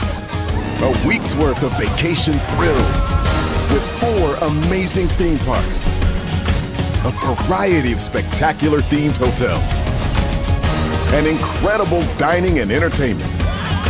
It's all at Universal Orlando Resort, where you'll find new adventures every day. Explore the astonishing worlds of Universal Epic Universe at Universal Orlando Resort. Because here's the thing, a good streamer can find other content. Because here's the thing, a good streamer can find other content. Because here's the thing, a good streamer can find other content. I've been moving on my own accord, covering Black culture. There is more to life. I heard that, friend. Braylon, shout out to Braylon. Make sure y'all go follow Braylon in case y'all haven't. I love your content. I've been moving on my own accord, covering Black culture. There is more to life. I heard that, friend. Braylon, shout out to Braylon. Make sure y'all go follow Braylon in case y'all haven't. I love your content. I've been moving on my own accord, covering Black culture. There is more to life. I heard that, friend. Braylon, shout out to Braylon. Make sure y'all go follow Braylon in case y'all haven't. I love your content.